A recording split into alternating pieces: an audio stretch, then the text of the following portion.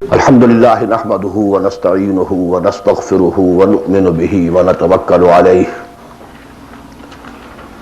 ونعوذ باللہ من شرور انفسنا ومن سیئات اعمالنا من يهده الله فلا مضل له ومن يضلله فلا هادي له ونشهد ان لا اله الا الله وحده لا شريك له ونشهد أن سيدنا ومولانا محمدا عبده ورسوله أرسله بالهدى ودين الحق ليظهره على الدين كله وكفى بالله شهيدا فصلى الله عليه وعلى آله وأصحابه وسلم تسليما كثيرا كثيرا اما بعد فقد قال الله تبارك وتعالى كما ورد في سورة البقرة اعوذ بالله من الشيطان الرجيم بسم الله الرحمن الرحيم يا ايها الناس اعبدوا ربكم الذي خلقكم والذين من قبلكم لعلكم تتقون وقال تبارك وتعالى كما ورد في سورة الذاريات وما خلقت الجن والانس الا ليعبدون وقال جل وعلا كما ورد في سورة يوسف إن الحكم إلا لله أمر أن لا تعبدوا إلا إياه ذلك الدين القيم صدق الله العظيم رب اشرح لي صدري ويسر لي أمري واحلل عقدة من لساني يفقهوا قولي اللهم ربنا ألهمنا رشدنا واعذنا من شرور أنفسنا اللهم ارنا الحق حقا وارزقنا اتباعه وارنا الباطل باطلا وارزقنا اجتنابه اللهم وفقنا لما تحب وترضى آمین یا رب العالمین۔ دینی بھائیوں اور بہنوں اور بیٹوں اور بیٹیوں، میری آج کی گفتگو کا عنوان جو پہلے سے طے ہے، نجات کی راہ، لیکن میں آج چاہتا ہوں کہ جو دعائیں میں عام طور پر اپنی گفتگو کے شروع کرنے سے پہلے مانگا کرتا ہوں، ان کی طرف خصوصاً توجہ آپ کی مبذول کرا دوں۔ اللہم ربنا الہمنا رشدنا واعذنا من شرور انفسنا، اے اللہ ہمیں ہر اس بات کا الہام کر دے، ہمارے دلوں میں ہر وہ بات ڈال دے جو ہمارے رشد کی، ہدایت کی، فوز کی، کامیابی کی، فلاح کی ہو۔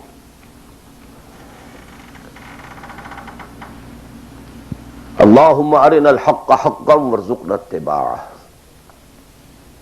اے اللہ ہمیں حق کو حق دکھا، ہم اس میں دھوکہ نہ کھا جائیں، مغالطے میں نہ مبتلا ہو جائیں، اور اسے قبول کرنے کی، اختیار کرنے کی ہمیں توفیق عطا فرما۔ محض حق کو سمجھ لینا کافی نہیں ہے، بلکہ الٹا نقصان دہ ہے اگر اسے اختیار کرنے کے لیے انسان تیار نہ ہو۔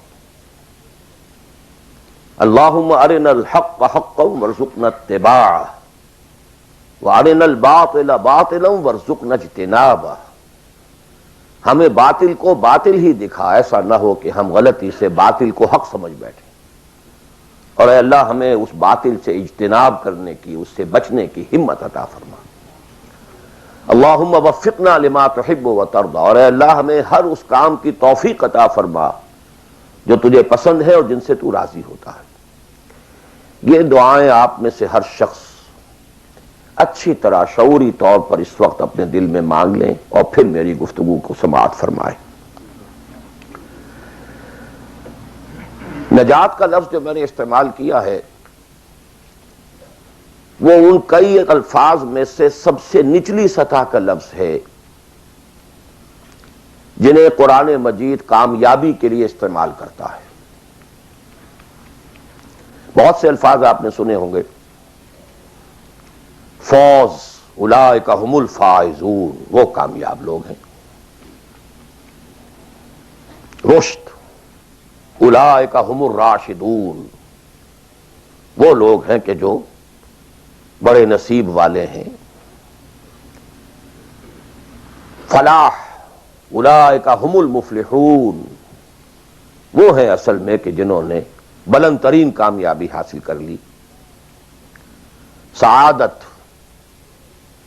فَأَمَّا الَّذِينَ سُعِدُوا، ان میں سب سے نیچے کا لفظ ہے نجات. نجات سے اوپر ہے فوز، فوز سے اوپر ہے فلاح. یہ اس کی ہائر ڈگریز ہیں. جیسے کامیابی امتحانات میں ایک محض پاس ہو جانا ہے اور ایک اس میں اے گریڈز لے کر آنا ہے. یا ہمارے ہاں وہ ڈویژن شمار ہوتے ہیں، فرسٹ ڈویژن ہے، سیکنڈ ڈویژن ہے. تو یہ کئی اصطلاحات ہیں. فوز، فلاح، رشد، سعادت. سب سے کم سب سے نیچے، سب سے کم نجات. وَمَا لِي أَدْعُوكُمْ إِلَى النَّجَاةِ وَتَدْعُونَنِي إِلَى النَّارِ. تو کم سے کم جو کامیابی کی شرائط اسلام میں ہیں، آج ہمیں ان پر گفتگو کرنی ہے. اللہ تعالی ہمیں اس سے اوپر بڑھنے کی توفیق دے، رشد اور فوز اور فلاح کی منزلوں سے ہم کنار فرمائے. لیکن ظاہر بات ہے کہ یہ تمام منزلیں بعد میں ہیں، پہلے کامیابی تو ہو. جہاں تک اس نجات کی راہ کا تعلق ہے، اس کے موضوع پر کیونکہ قرآن مجید کی جامع ترین سورت جو اس لیول پر گفتگو کرتی ہے اور جامع ترین ہے، وہ سورۃ العصر ہے. والعصر ان الانسان لفی خسر الا الذین آمنوا وعملوا الصالحات وتواصوا بالحق وتواصوا بالصبر. ثابت ہوا یہ بیس لائن ہے، اس سے نیچے تو نجات ہی نہیں ہے، وہ تو خسران ہے، ناکامی ہے. یہ بیس لائن ہے. اسی لیے میرا جو کتاب چاہے نجات کی راہ سورۃ العصر کی روشنی میں، the road to salvation in the light of سورۃ العصر، اردو میں بھی ہے، انگریزی میں بھی ہے. تو جیسا کہ میں نے بتایا تھا اپنی ترجمہ قرآن کے نشستوں میں کہ میں نے اسی سورۃ العصر پر بیس کر کے ایک منتخب نصاب قرآن مجید کے مطالعے کا سلیکٹڈ کورس آف اسٹڈی یہ مرتب کیا، جس میں آم کی گٹھلی جس طریقے سے وہ شے ہے جس سے پورا آم کا درخت وجود میں آ جاتا ہے، ایسے ہی سورۃ العصر ہے جس سے پورا قرآن جو ہے کھلتا چلا جاتا ہے. کتاب احکمت آیاتہ ثم فصلت من لدن حکیم خبیر. کل قرآن سورۃ العصر میں ہے. اس پر میرے آڈیوز ہیں، ویڈیوز ہیں. پورا منتخب نصاب بھی سمجھیے سورۃ العصر کی تفسیر ہے. بہرحال اس موضوع پر میں نے گزشتہ 35 سالوں میں لا تعداد مرتبہ گفتگو کی، لیکن آج میں ذرا ایک مختلف زاویے سے،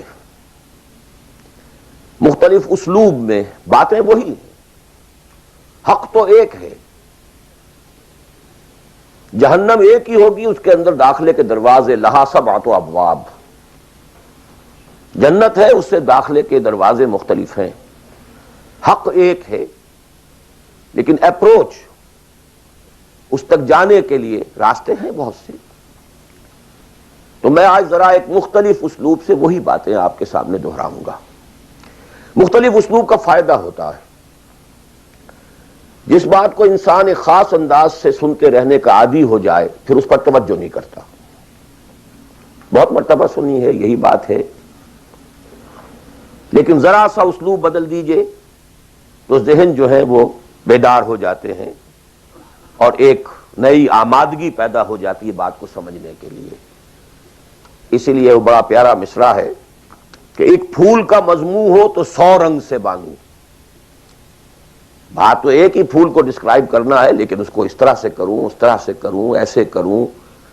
اور اسی کو قرآن مجید نے استعمال کیا. یہ اصل اسلوب قرآن کا ہے. کذالک نصرف الآیات، تصریف الآیات، آیات کو گردش دینا. ایک آیت میں ایک مضمون پہلے ہے، دوسرا بعد میں ہے. دوسری آیت میں دوسرا مضمون جو ہے وہ پہلے آ گیا ہے اور پہلا جو ہے وہ بعد میں لے آئے.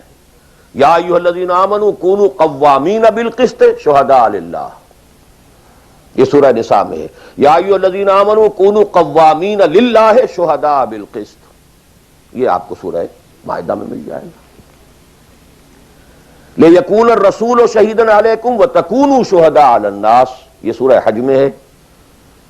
لتکونوا شہداء علی الناس ویکون الرسول علیکم شہیدا، یہ سورہ بقرہ میں ہے، تصریف الآیات، کذالک نصرف الآیات۔ تو میں آج کوشش کر رہا ہوں تصریف آیات کے اس اسلوب کو کسی درجے میں، قرآنی اسلوب ہے، اس کو کاپی کرنا بھی آسان نہیں ہے، کوشش کروں گا اس سے اپنی وہی بات جو آپ میں سے بہت سے حضرات کے سامنے اس سے پہلے بہت مرتبہ آ چکی ہوگی، لیکن نئے اینگل سے۔ وہ اینگل کیا ہے؟ اللہ کا، دین کا ایک ہی تقاضا ہے انسان سے، وہ تقاضا جس کے بارے میں ہم کہہ سکتے ہیں کہ 100 بات کی ایک بات، ایک بات۔ جیسے اردو کا ایک محاورہ ہے، ہاتھی کے پاؤں میں سب کے پاؤں، وہ اتنا چوڑا پاؤں ہے کہ وہ سب پاؤں رکھ دیں تو اس میں آ جائیں۔ اس طریقے سے ایک بدو صحابی آئے تھے حضور سے، انہوں نے ایک سوال کیا تھا کہ مجھے کل دین کی بات ایک جملے میں سمجھا دیجئے۔ آپ نے فرمایا ہاں ٹھیک ہے، آؤ، قل آمنت باللہ ثم استقم، دیٹس آل، اللہ پر کہو کہ میں اللہ پر ایمان لایا، پھر اس پر جم جاؤ۔ اسی طرح آج میں آپ سے دین کا کل تقاضا، اللہ کا کل مطالبہ، اور میرے ذہن میں وہ آیت آ رہی ہے کلا لما یقض ما امرہ، ہم نے ایک ہی تقاضا انسان سے کیا، اس نے اس کو پورا نہیں کیا۔ اور میرے ذہن میں اس وقت ایک سین آ رہا ہے، وہ جو پکچر بنائی گئی تھی حضور کی سیرت پر، the messenger of Allah, the messenger of God perhaps, اس میں دکھایا گیا ہے کہ ابو طالب بستر وفات پر ہیں، آخری وقت ہے، قریش کا وفد آیا ہے الٹیمیٹم لے کر کے، ابو طالب اب ہمارا صبر کا پیمانہ لبریز ہو گیا، یا تو اپنے بھتیجے کو روک لو ورنہ پھر آئیے اوپن، پھر ایک اوپن چیلنج ہے، کھلے میدان میں مقابلہ کیجیے۔ ایک جملہ اس وقت اس پکچر میں ہے جو کہا ابو طالب نے، one word, my nephew demands from you only one word۔ اس نے تم سے کیا تقاضا کیا ہے؟ تم سے دولت نہیں مانگی، تم سے مال نہیں مانگا، تم سے حکومت نہیں مانگی، کچھ بھی تو نہیں مانگتا، وہ ایک بات مانگتا ہے، ایک کلمہ تک مانگتا ہے۔ ابو جہل نے فوراً ریٹارٹ کیا، the one word he demands demolishes all the gods۔ وہ ایک بات اس کی ایسی ہے کہ جو ہمارے سارے معبودوں کا تیا پانچا کر کے رکھ دیتی ہے، ختم کر دیتی ہے۔ ایک بات، دین تو ایک بات ہے۔ اسی انداز میں آپ کو بتا رہا ہوں کہ اللہ کا کل تقاضا، دین کا کل تقاضا ایک لفظ میں ہے، وہ لفظ ہے عبادت۔ تمام انبیاء کی دعوت آپ قرآن مجید میں مختلف مکی صورتوں میں پڑھیں گے، ان اعبدوا اللہ ما لکم من الہ غیرہ، اللہ کی عبادت کرو، تمہارا اس کے سوا کوئی الہ، کوئی معبود نہیں۔ خود قرآن کی دعوت صرف اس فرق کے ساتھ کہ پہلے انبیاء کہتے تھے یا قوم اعبدوا اللہ، اے میری قوم کے لوگوں اللہ کی عبادت کرو، اللہ کی بندگی کرو۔ حضور چونکہ بھیجے گئے پوری نوع انسانی کے لیے، تو یہاں خطاب ہے یا ایھا الناس اعبدوا ربکم الذی خلقکم والذین من قبلکم لعلکم تتقون، اے لوگو، اے بنی آدم، بندگی کرو، پرستش کرو اپنے رب کی جس نے تمہیں پیدا کیا۔ سورہ ذاریات میں فرمایا وما خلقت الجن والانس الا لیعبدون، تمہاری غایت تخلیق ہی یہ ہے، ہم نے تمہیں پیدا ہی اس لیے کیا ہے کہ تم ہماری بندگی کرو، ہماری عبادت کرو۔ اور وہی 100 بات کی ایک بات حضرت یوسف نے اپنے قید خانے کے ساتھیوں سے کہی تھی، ان الحکم الا للہ امر لا تعبدوا الا ایاہ ذلک الدین القیم۔ ایک جملے میں کل دین قیم ہے، مکمل دین ہے، اس کے سوا کسی اور کی عبادت اور بندگی نہ کرو۔ ایک لفظ ہے، ایک تقاضا ہے، ہم پورا کر دیں تو نجات بھی ہے، فوز بھی ہے، فلاح بھی ہے، رشد بھی ہے، سعادت بھی ہے، ہدایت بھی ہے، سب کچھ. لیکن اب یہ کہ یہ عبادت ہے کیا؟ عبادت کے 5 اجزاء، بلکہ اجزاء کا لفظ میں نے غلط شمار کیا، استعمال کیا. 2 تو ہیں لازمی اجزاء، لازمی، اور 3 اس کے ضمنی پہلو ہیں. تو 2 جمع 3 5. یہ 5 باتیں اگر یاد نہیں رہتی ہیں تو عبادت کا تصور آپ کا درست نہیں ہوگا.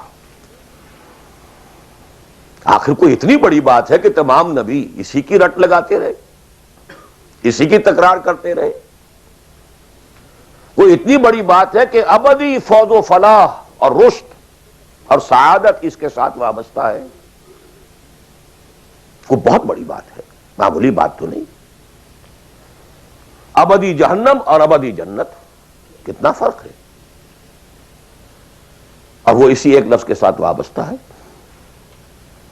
عبادت ہے کیا؟ اس کے 2 جو لازمی اجزاء ہیں، ان میں سے ایک کی مثال ہے جسم. یہ میرا جسم 2.5 من وزن ہے اس کا، یہ میرا جسم ہے. ایک اس میں روح ہے، بدن وغیرہ نہیں ہے، نہ نظر آتی ہے، لیکن اصل انسان وہ روح ہے. اسی طرح عبادت کا جو جسد ظاہری ہے، جو نظر آتا ہے، پیلپیبل ہے، محسوس ہوگا، سامنے آئے گا، وہ ہے اطاعت کلی، total obedience. Without any reservation, کوئی استثناء نہ ہو. مخلصین لہ الدین، اطاعت کو اس کے لیے خالص کرتے، ٹوٹل اوبیڈینس. یہ ہے جسد. 2.5 من جو ہے عبادت، وہ یہ ہے. اور اس کی روح کیا ہے؟ اللہ کی محبت. یہ اطاعت محبت جذبے سے سرشار ہوگا تب تو عبادت ہے، ورنہ اطاعت ہے صرف. اطاعت تو انسان حکمرانوں کی بھی کرنے پہ مجبور ہو جاتا ہے.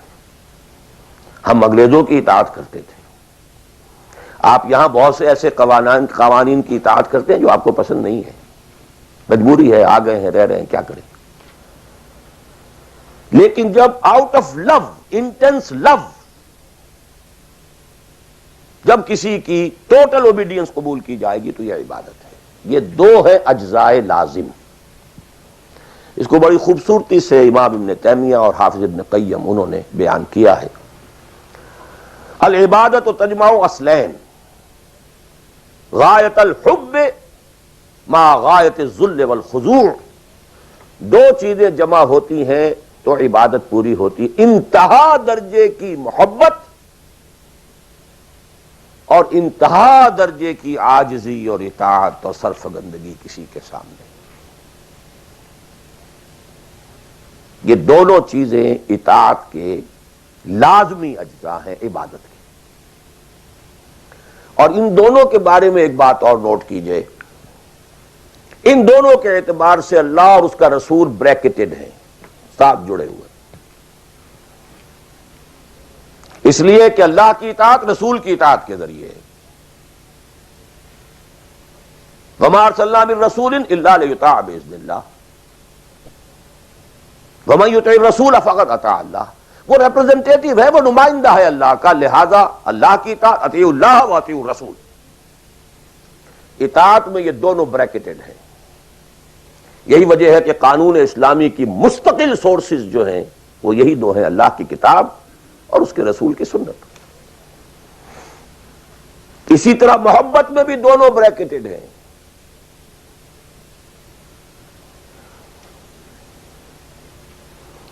اللہ کی محبت، اس کے رسول کی محبت. والذین آمنوا اشد حبا للہ، شدید ترین، اشد. ایمان کا لازمی تقاضا یہ ہے کہ شدید ترین محبت آپ کے دل میں اللہ سے ہو. اور حضور نے فرمایا لا یؤمن احدکم حتی اکون احب الیہ من والدہ وولدہ والناس اجمعین، تم میں سے کوئی شخص مومن ہو ہی نہیں سکتا جب تک کہ میں اسے، اس کے باپ، اس کے بیٹے اور تمام انسانوں سے زیادہ محبوب نہ ہو جاؤں۔ اطاعت اور محبت میں دونوں بریکٹڈ ہیں، اللہ کی اطاعت، رسول کی اطاعت، اللہ کی محبت، رسول کی محبت۔ بلکہ ایک نقطہ اور نوٹ کر لیجئے، نظری طور پر بالا تر اطاعت اللہ کی ہے اور بالا تر محبت اللہ کی ہے، اور دوسرے درجے میں اطاعت رسول کی ہے اور دوسرے درجے میں محبت رسول کی ہے۔ عملاً ایک ہے نظری چیز، ایک ہے عملاً۔ عملاً اصلت اطاعت رسول کی ہے، اللہ کے اطاعت اس کے تابع ہے۔ کیوں؟ اللہ کا حکم بھی تو رسول نے دیا ہے، وہ بھی رسول کے منہ سے ہمیں اب تک پہنچا ہے۔ بمصطفیٰ برسا خیش را کے دی ہموس، اگر بہو نہ رسی دی تمام بولا بیس۔ تو اطاعت تو بن گئی رسول کی، اصلا رسول ہی نے بتایا، اللہ کا یہ حکم آیا تو ہم مان رہے ہیں۔ اسی طرح بڑا پیارا مصرع ہے اقبال کا، از خدا محبوب تر گردد نبی، اللہ سے بھی کہیں زیادہ محبوب ہو جاتا ہے اللہ کا نبی۔ اس کی وجہ بھی ہے، اللہ کا ہم کیا تصور کریں، اللہ کی فیلنگز کا ہمیں کیا اندازہ ہو سکتا ہے؟ کوئی فیلنگز ہے کیا ہے؟ رسول کو ہم ایک ہیومن بینگ کی حیثیت سے ویژولائز کر سکتے ہیں۔ رسول کو بھی چوٹ لگی تھی، دل پر چوٹ لگی تھی۔ رسول کے پاس بھی بیٹی آئی تھی، بڑی پیاری بیٹی، فاطمہ بضعۃ منی۔ ابا جان اب تو عام لوگوں کے ہاں بڑی فراوانی ہو گئی ہے، ذرا یہ دیکھیے میرے ہاتھوں پر گٹے پڑے ہوئے ہیں چکی پیسنے کی وجہ سے، میرے کندھے کے اوپر نشان پڑ گئے ہیں، مشکیزے میں پانی بھر کر لاتی ہوں، مجھے بھی کوئی کنیز، کوئی غلام عنایت ہو جائے۔ ہم پوری طرح ویژولائز کر سکتے ہیں کیا فیلنگ ہوگی محمد کی اس وقت صلی اللہ علیہ وسلم، تو ہم ویژولائز کر سکتے ہیں نا کہ کیا کلیجہ اللہ نے دیا تھا کہ فرمایا بیٹی نہیں، یہ چیزیں ہمارے لیے نہیں، تمہیں میں اس سے بہتر چیز دیتا ہوں۔ 33 مرتبہ سبحان اللہ، 33 مرتبہ الحمدللہ، 33 مرتبہ اللہ اکبر ہر نماز کے بعد کہہ لیا کرو، یہ کہیں زیادہ بڑی قیمتی شے۔ ہم محسوس کر سکتے ہیں کہ رسول کے دل پر کیا بیتی تھی جب حضرت حمزہ کی اعضا بریدہ لاش سامنے آئی ہے کہ ناک کٹی ہوئی ہے، کان کٹے ہوئے، پیٹ چاک ہے، کلیجہ باہر نکلا ہوا، اسے چبایا گیا۔ But what is feelings؟ اور کیا پہاڑ جیسا دل اللہ نے دیا تھا، کیسے جبر کیا ہے، کیسے صبر کیا ہے۔ اگرچہ ایک وقت میں آ کر بات ظاہر ہو گئی، جب مدینے میں واپس پہنچے ہیں اور انصار کے گھروں سے عورتوں کے بین کرنے کی، ماتم کرنے کی آوازیں آئیں تو الفاظ نکل گئے، اما حمزہ تو فلا بواکی لہو، ہائے حمزہ کے لیے تو کوئی رونے والی بھی نہیں ہے۔ حمزہ مہاجر ہے، یہاں حمزہ کا کون رشتہ دار، کون عورتیں رشتہ دار ہیں اس کی جو اس کا ماتم کریں گی؟ ہاں مکے میں ہوتا حمزہ عبد المطلب کا بیٹا اور یہ حادثہ ہوا ہوتا تو پورے مکے میں کوہرام ہوتا۔ آخر فیلنگز تھے کہ نہیں؟ اس لیے از خدا محبوب تر گردد نبی۔ بہرحال یہ دو چیزیں، میں نہیں چاہتا کہ بات زیادہ دور نکلے، کلیئر کٹ ہمیں آگے چلنا ہے۔ ایک تقاضا، 100 بات کی ایک بات، عبادت کرو خالصتاً اللہ کی۔ عبادت کے دو اجزاء لازم، اطاعت کلی، absolute obedience, total obedience, without any reservation, without any exceptions, کوئی استثناءات نہ ہو۔ زندگی کا ہر گوشہ، زندگی کا ہر پہلو، ظاہری ہو، باطنی ہو، داخلی ہو، خارجی ہو، انفرادی ہو، اجتماعی ہو، عائلی ہو، قومی ہو، سیاسی ہو، ہر اعتبار سے اللہ کی اطاعت،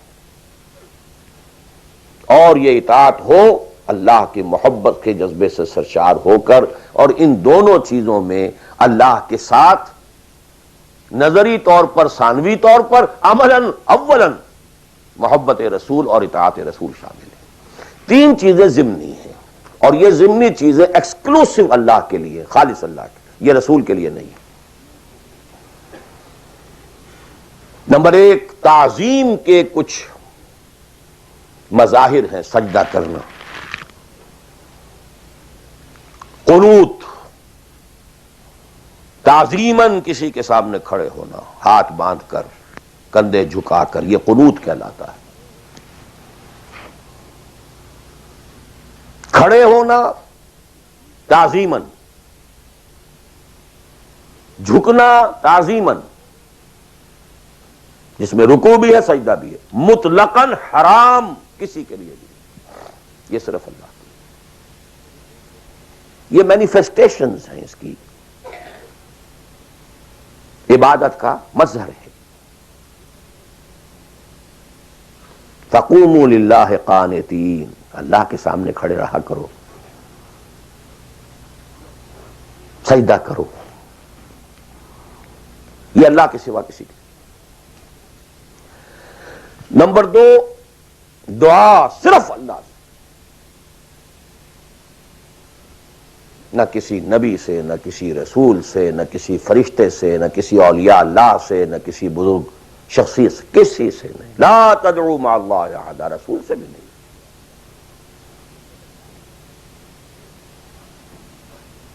اب اس میں کئی الفاظ نوٹ کر لیجئے، استدعاء، استغاثہ، استمداد، استعانت، وہی مدد ہے، استنصار، صرف اللہ۔ ہاں مادی قوانین کے تحت فزیکل ورلڈ میں ہم مدد مانگ سکتے ہیں، ذرا مجھے ایک گلاس پانی لا دیجئے، مجھے ذرا یہ کر دیجئے، معلوم ہے پانی ہے، یہ جائے گا لے آئے گا، لیکن بالغیب مدد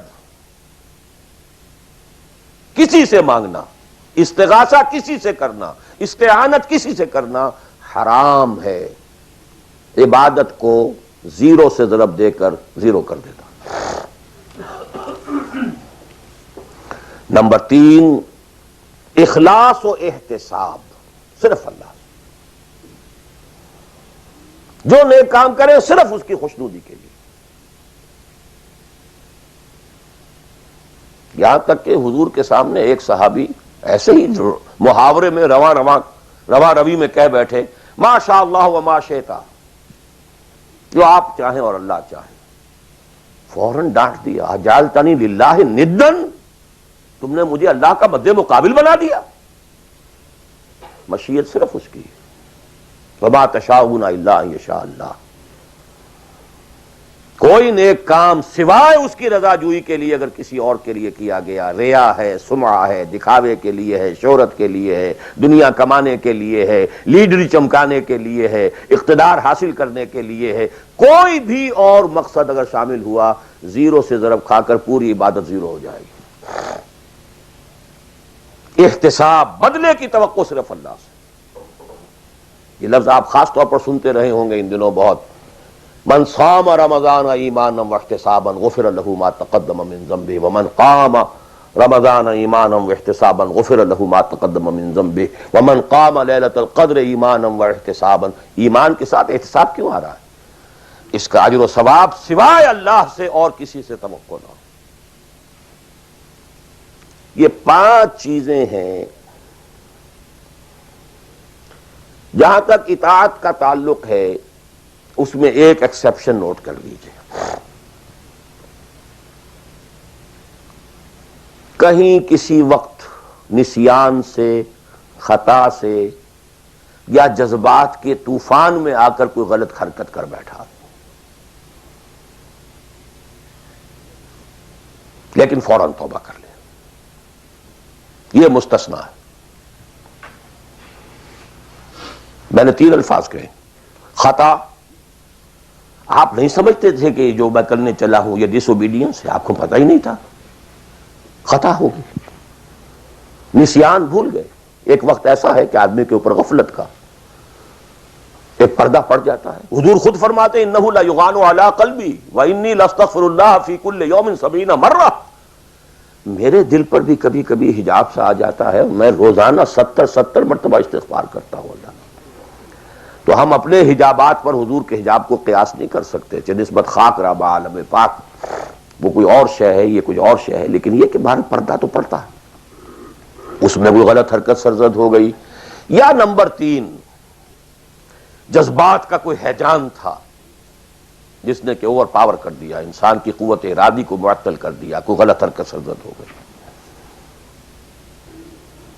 لیکن پھر توبہ فوراً. انما التوبۃ علی اللہ للذین یعملون السوء بجہالۃ ثم یتوبون من قریب.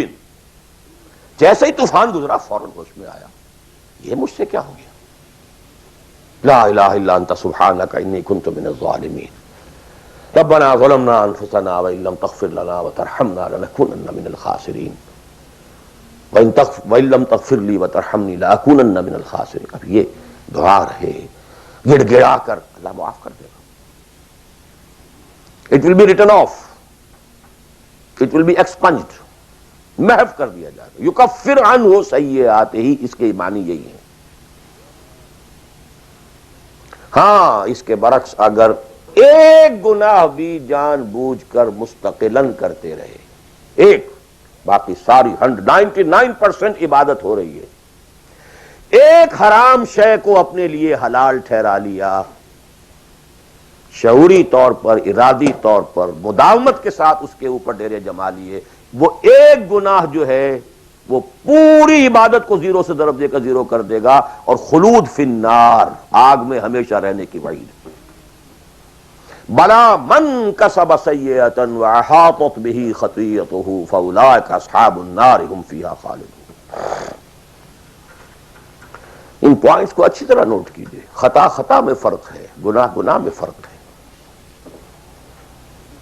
ایک گناہ غیر شعوری طور پر ہو گیا، خطا سے ہو گیا، نسیان سے ہو گیا، وقتی طوفان جذبات کا، کسی ایسی محفل میں تھے، مجلس میں تھے، کھو گئے، غلطی ہو گئی، فوراً متنبہ ہو گئے فوراً. یہ اور ہے. جیسے کہ آدمی، مجھے اچھی طرح یاد ہے ایک مرتبہ، اور میں بھولتا نہیں اس واقعے کو، میں میڈیکل کالج میں پڑھ رہا تھا تو ایک سائیکل پر جا رہا تھا کالج، اور سلپری تھی روڈ. جب سائیکل سلپ کرتی ہے تو پتہ نہیں چلتا میں کب گر گیا. گرا ہوں لیکن مجھے پتا اس وقت چلا جب اٹھ چکا تھا میں کہ میں گرا تھا، کیونکہ آدمی وہ پڑا نہیں رہتا، فوراً اٹھتا. یہ جو ہے فوراً اٹھنا، ثم یتوبون من قریب، یہ بھی بعد میں معلوم ہوتا کہ میں گرا تھا جبکہ اٹھ چکا ہوتا آدمی. اتنا انسٹنٹینیس ہوتا ہے. یہ ہے یتوبون من قریب. اور اس کو اللہ نے اپنے ذمے، انما التوبۃ علی اللہ، اللہ کے ذمے ہے یہ کہ وہ ایسے شخص کی توبہ قبول کرے. انما التوبۃ علی اللہ للذین یعملون السوء بجہالۃ ثم یتوبون من قریب. بہرحال یہ ایک اس کی ضمنی بات تھی کہ اطاعت کلی کے ضمن میں ان دونوں چیزوں کو ذہن میں رکھیے. گناہ کا ہو جانا، کل بنی آدم خطاؤون وخیر الخطائین التوابون، التائب من الذنب کمن لا ذنب لہ. بہت اس میں ہمارے لیے پر امید باتیں کہی گئی. اللہ کو اپنے گناہگار بندے کی توبہ سے اتنی ہی خوشی ہوتی ہے جتنی کہ اس شخص کو ہوئی جو ایک صحرا میں سفر کر رہا تھا. ایک ہی اونٹ تھا، اسی پر اس کا پانی تھا، اسی پر اس کا راشن تھا. تھوڑی دیر کے لیے سستانے کو لیٹا، آنکھ کھلی تو اونٹ غائب. دوڑ رہا ہے مشرق میں، مغرب میں، شمال میں، جنوب میں، تھک ہار کر بیٹھ گیا ہے. اب وہ موت کا انتظار کر رہا ہے. نہ پانی ہے، نہ کوئی غذا ہے، نہ کوئی سواری ہے کہ اس صحرا لقدق صحرا سے نکل سکے. کہ اچانک دیکھتا ہے کہ اونٹ تو کھڑا ہے، موجود ہے. تو اسے اتنی خوشی ہوتی ہے کہ وہ کہتا ہے اللہ تو میرا بندہ، میں تیرا رب. کہنا یہ چاہتا تھا اللہ تو میرا رب، میں تیرا بندہ، لیکن اتنا مغلوب ہو گیا ہے اس وقت جذبات میں خوشی کے کہ کہہ یہ بیٹھا کہ اللہ تو میرا بندہ، میں تیرا رب.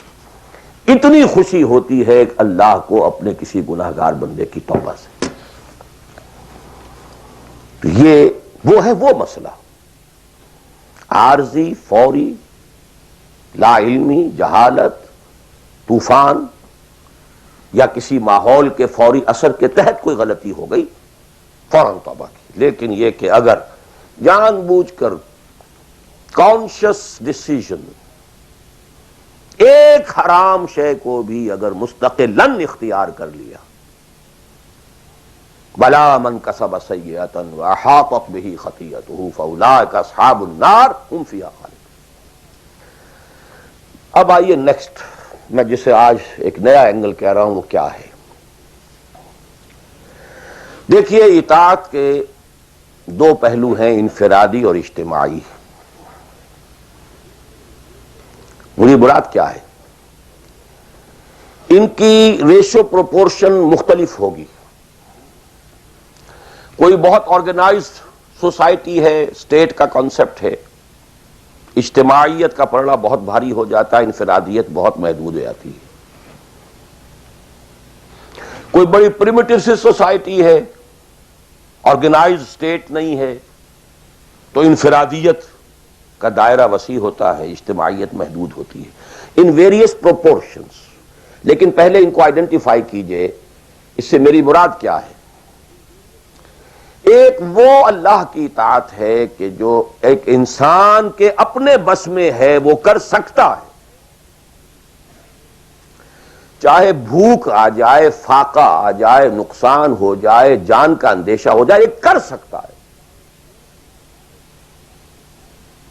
ایک وہ اطاعت ہے جو کسی صورت کر ہی نہیں سکتا جب تک کہ اجتماعی ماحول نہ بدلے. کتنا ہی سنسیئر ہو، کتنا ہی نیک ہو، کتنا ہی فیصلہ کر لے، کر ہی نہیں سکتا. وہ اس کے ہاتھ میں ہے ہی نہیں. ایک ریاست ہے، آرگنائز اسٹیٹ ہے، اس کا لا ہے، آپ اس میں رہ رہے ہیں تو وہی قانون چلے گا. آپ کے بس میں نہیں ہے. آپ کا بیٹا فرض کیجئے خدا نہ خواستہ زنا کرے تو آپ اسے رجم نہیں کر سکتے، چاہے آپ کا بیٹا ہے. You have no power, no authority. آپ کا اپنا بیٹا اپنی بیٹی چوری کر لے، آپ ہاتھ نہیں کاٹ سکتے. مجھے یاد آ رہا ہے، لو ان فاطمہ بنت محمد سرقت، بالفرض ہی کہہ رہا ہوں نا میں بھی، مفروضے کے طور پر آپ نہیں ہاتھ کاٹ سکتے. ایک معاشرہ ہے جس کے اندر پوری معیشت جو ہے سود کے اوپر ہے، آپ سانس بھی نہیں لے سکتے کہ جو سود سے خالی ہو. امپاسبل. ایک اسٹیٹ ہے، آپ اس کے سٹیزن ہیں، آپ اس کے کانسٹیٹیوشن کے لائل ہیں، فیتھفل ہیں. تو جیسا کہ میں نے کہا تھا، آرگنائز سوسائٹی اسٹیٹ میں یہ دائرہ بہت بڑھ جاتا ہے. ٹرائبل ہے، وہاں یہ کہ انفرادیت کا کافی دائرہ ہوتا ہے، قانون کم سے کم ہوتے ہیں، نظم کم سے کم ہوتا ہے، سسٹم جو ہے اس کی گرفت کم سے کم ہوتی ہے. اب دیکھیے، دو حیثیتیں دنیا میں ممکن ہیں. ایک انتہائی خوش بختی کی، انتہائی خوش قسمتی کی کہ ایک انسان ایک ایسے ماحول میں پیدا ہو گیا ہے، یا وہ ہجرت کر کے ایسے ماحول میں چلا گیا ہے جہاں ٹوٹل دین غالب ہے، دین قائم ہے، نظام ہے ہی دین کا، حکومت ہے ہی اللہ کی. وہاں جا کر انسان کتنا how at ease he will feel. No friction. وہ بھی اللہ کی بندگی کرنا چاہتا ہے، ماحول بھی سازگار ہے، پورا نظام بھی اللہ کی بندگی پر ہے، پورا قانون بھی اللہ ہی کا نافذ ہے، پورا تعلیم کا ڈھانچہ بھی اللہ ہی کے ہدایت کے مطابق ہے، تمام ذرائع ابلاغ سے بھی اسی کے مطابق چیزیں ہیں جو نشر ہو رہی ہیں، آڈیو ویژول سب کچھ. انتہائی خوش قسمتی، موسٹ فارچونیٹ کہ ایک انسان ایسے ماحول میں ہو. لیکن فرض کیجئے کہ وہ ایسے ماحول میں ہے جہاں اللہ کا دین غالب نہیں. بہت محدود سا حصہ ہے جس میں وہ اللہ کا حکم مان سکتا ہے. نماز وہ پڑھ سکتا ہے، روزہ رکھ سکتا ہے، کوئی نہیں روکتا. اسرائیل میں بھی جا کے پڑھ لیجئے نماز اور روزہ، امریکہ میں کر لیجئے، بھارت میں کر لیجئے، کوئی نہیں روکتا. نو وے.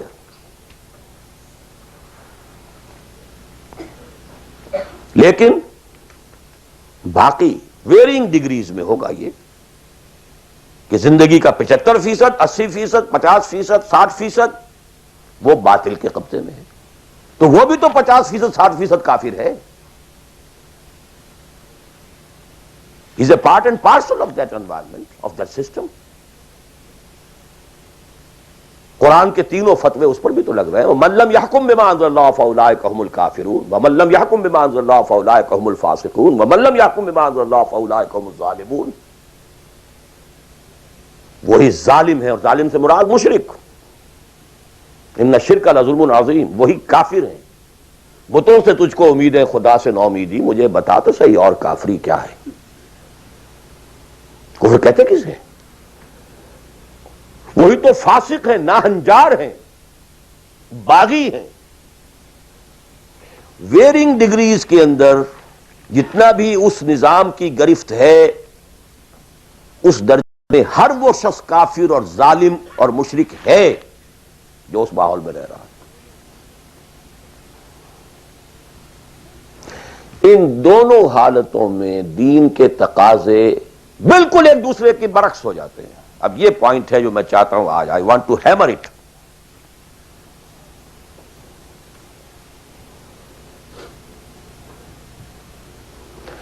اگر آپ خلافت راشدہ کے دوران پیدا ہو گئے ہوتے، موسٹ فارچونیٹ، موسٹ ایزی.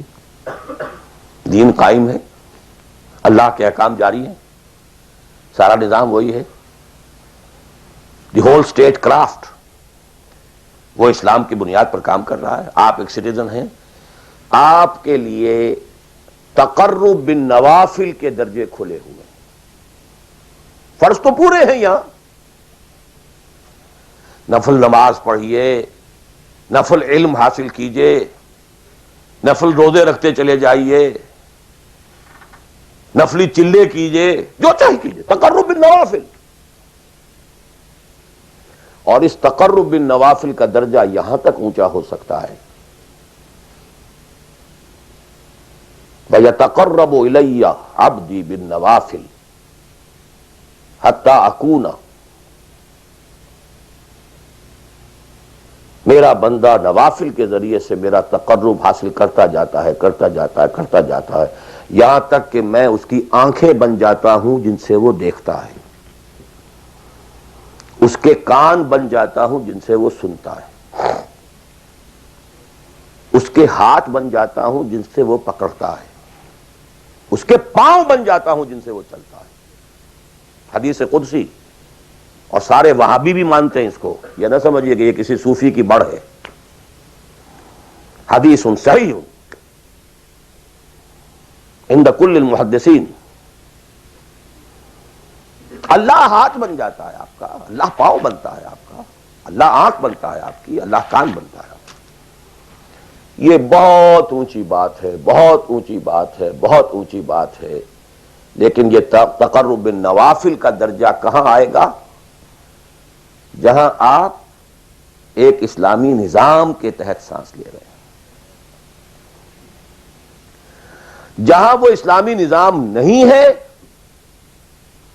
پہلا فرض تن من دھن اس نظام کو بدلنے کے لیے لگا دینا.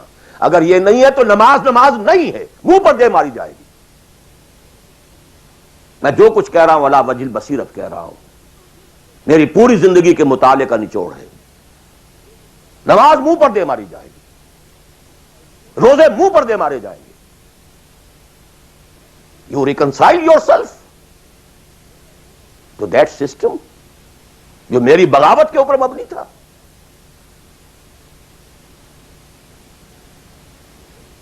پہلا فرض یہ ہے تن من دھن. You can not reconcile with that system. You cannot accept that system.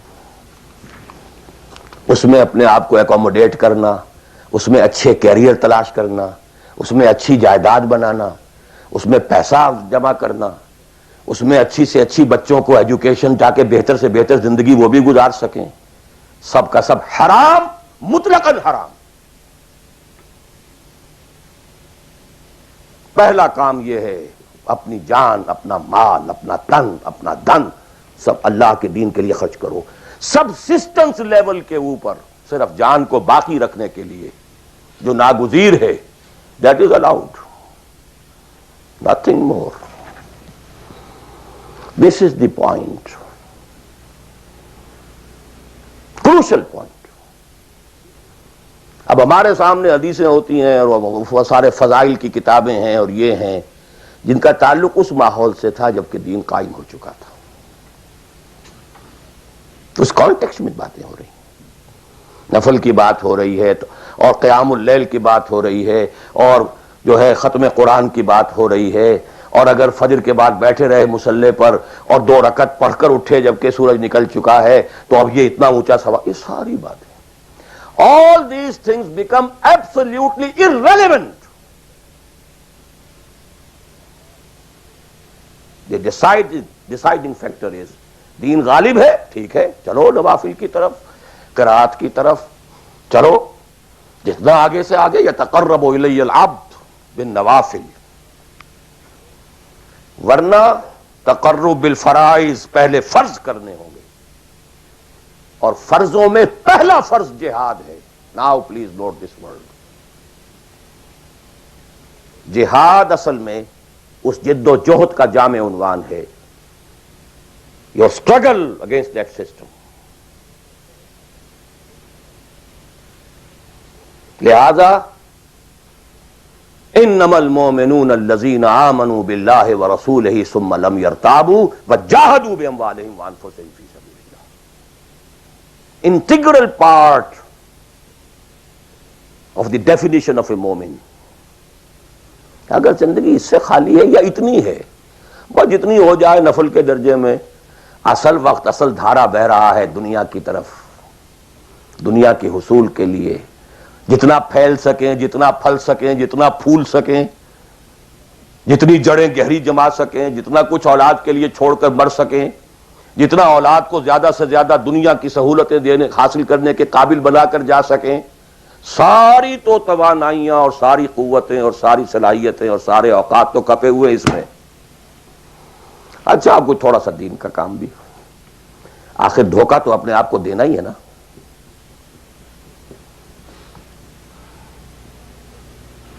قسمت فروش عورتیں بھی تو کالے کپڑے پہن کے جلوس میں نکلتی ہیں تازیوں کے، اور سبیلیں لگاتی ہیں اور مسجدیں بناتی ہیں۔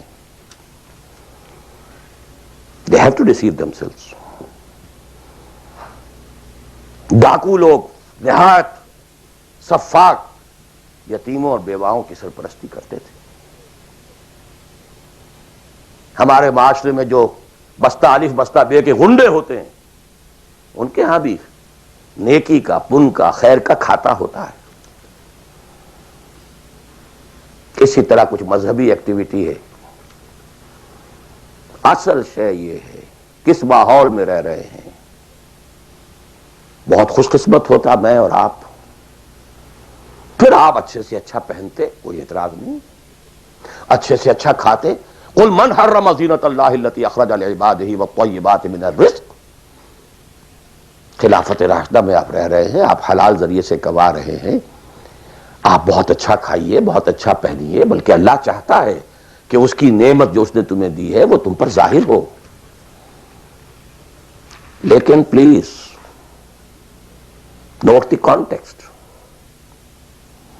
دین مغلوب ہو اور آپ اچھا پہننے اور اچھے کھانے کی فکر میں ہو۔ مجھے جملہ یاد آ رہا ہے حضرت ابو بکر کا رضی اللہ تعالی عنہ۔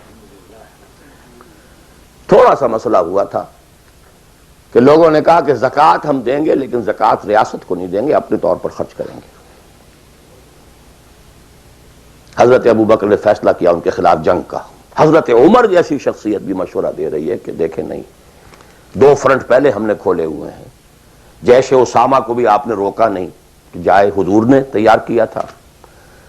پھر جو مرتدی ہو گئے کسی اور کو نبی مان لیا ان کے خلاف تو جنگ کرنی ہی کرنی ہے، لیکن یہ تو صرف نماز بھی پڑھ رہے ہیں اور یہ زکوٰۃ کا بھی انکار نہیں کر رہے ہیں، صرف ہمیں نہیں دے رہے ہیں، تو ان کے ساتھ ذرا مصلحت کا تقاضا یہ ہے کہ کچھ نرمی کی جائے۔ ان کے بڑے پیارے الفاظ تھے، ایبدل الدین وانا حی، کیا دین میں تغیر کیا جائے گا جبکہ ابھی میں زندہ ہوں؟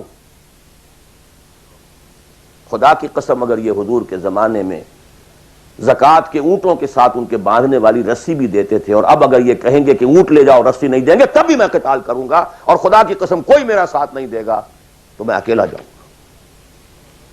اور اے عمر تمہیں کیا ہو گیا؟ تم جاہلیت میں تو بڑے سخت تھے، اسلام میں آ کر تم نرم ہو گئے ہو۔ یہ ڈانٹ ابو بکر پلا رہے ہیں عمر کو رضی اللہ تعالی عنہ۔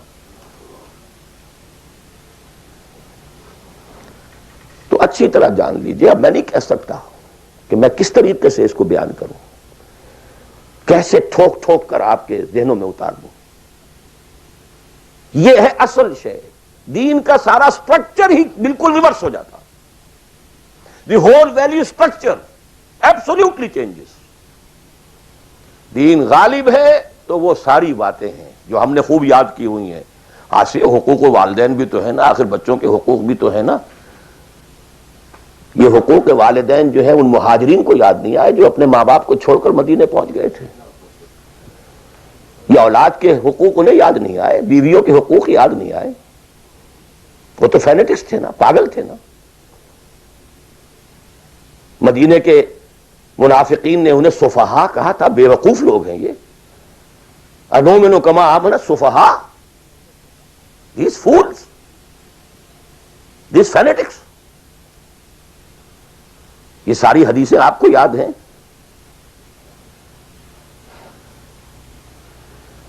فرق ہے، اسلام غالب ہے تو مسئلہ کچھ اور ہے۔ اچھا کھائیں، اچھا پہنیں، نوافل ہے، نوافل پر نوافل ہے، جتنی ترقی کیجئے، دنیا میں کرنا چاہیں دنیا میں کیجئے، روحانی ترقی کرنا چاہیں روحانی ترقی کیجئے، سارے میدان کھلے ہیں۔ علم میں، پروفیشن میں، کسی خاص فن میں ترقی کرنا چاہے کیجئے۔ دین غالب نہیں ہے، اور آپ خود 50%، 60%، 70%، 90% کافر ہیں، اس لیے کہ اس ماحول کا جز ہیں جس میں کفر کا نظام ہے۔ تو پہلا کام تو اپنے آپ کو اس کفر سے نجات دلانا ہوگا، پھر نماز بھی اسی کے لیے ہے۔ وَاسْتَعِینُوا بِالصَّبْرِ وَالصَّلَاةِ، مدد حاصل کرو نماز سے۔ کس کام کے لیے مدد حاصل کرو؟ The mission to make the دین آف اللہ سپریم، ان اقیم الدین۔ نماز اس کے لیے سب سروینٹ ہے، اس کے لیے مدد ہے۔ روزہ اسی کے لیے جنگ کرنے کی صلاحیت پیدا کرنے کے لیے ہے۔ اس لیے 23ویں رکوع میں سورہ بقرہ کے روزے اور رمضان کے احکام ہے، 24ویں رکوع میں قتال شروع ہو گیا، قاتلوا فی سبیل اللہ الذین یقاتلونکم۔ اور عرب جو ہیں وہ روزہ رکھواتے ہی صرف گھوڑوں کو تھے، خود تو رکھتے ہی نہیں تھے، چونکہ گھوڑے کو استعمال کرتے تھے لوٹ مار میں، غارت گری میں، جنگوں میں، اور گھوڑا ہے نرم نازک مزاج جانور، پیاس برداشت نہیں کر سکتا، بھوک برداشت نہیں کر سکتا، اونٹ تو کر جاتا، چاہیے تھا انہیں گھوڑا، لہذا گھوڑے کو عادی بناتے تھے دھوپ کا، پیاس کا، بھوک کا، تاکہ ایسا نہ ہو کہ اہن مارکے کا وقت اور گھوڑے صاحب جواب دیے بیٹھے ہوں تو سوار کیا کرے گا۔ تو ساما یسومو عربی زبان میں گھوڑے کے لیے تھا، انسانوں کے لیے تھا ہی نہیں۔ یہ تو مدینے میں آنے کے بعد پھر حضور نے یہودیوں کو دیکھا کہ روزہ رکھتے ہیں تو آپ نے بھی مسلمانوں سے کہا عاشورہ کا روزہ ہے وغیرہ وغیرہ، چھوڑ دیجیے اس بات کو، لمبی ہو جائے گی۔ یہ ساری چیزیں اصل میں ہیں اس مقصد کے لیے۔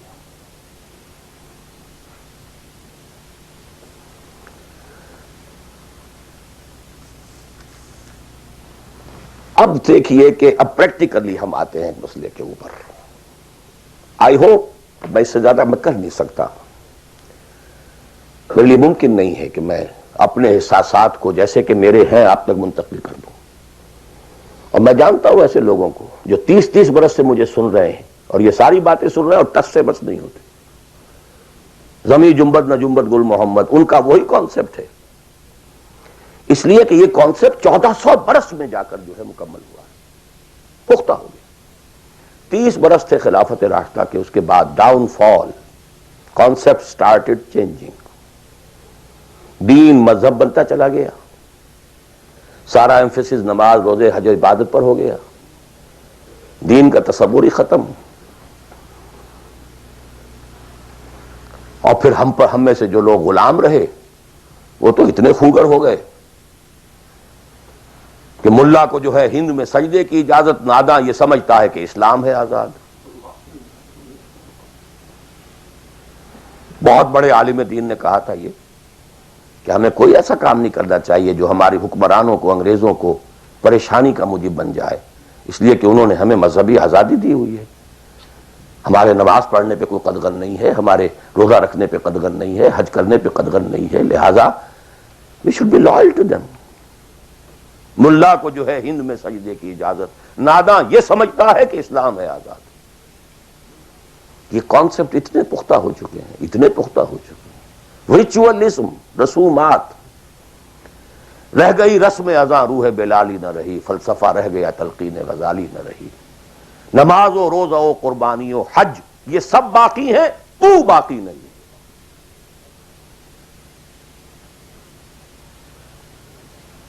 نمازیں بھی ہیں، روزے بھی ہیں، تراویح بھی ہم نے پڑھی ہے، اب موسم آ رہا، عید الاضحیٰ بھی ہوگی، قربانی بھی ہوگی، حج کے لیے بھی جائیں گے، لیکن دنیا پر کوئی اثر اس کا؟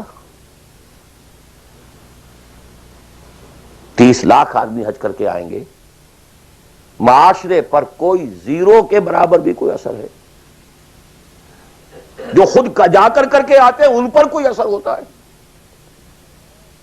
جیسے گئے ویسے آئے۔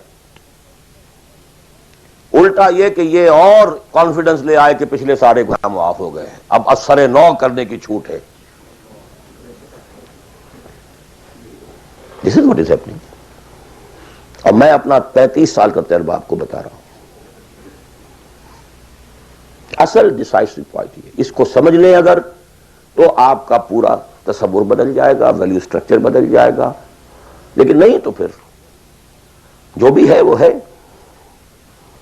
اب میں ایک عملی سوال کہہ رہا تھا کہ اس میں ایک بڑا عملی سوال ہے، میں کیا کروں؟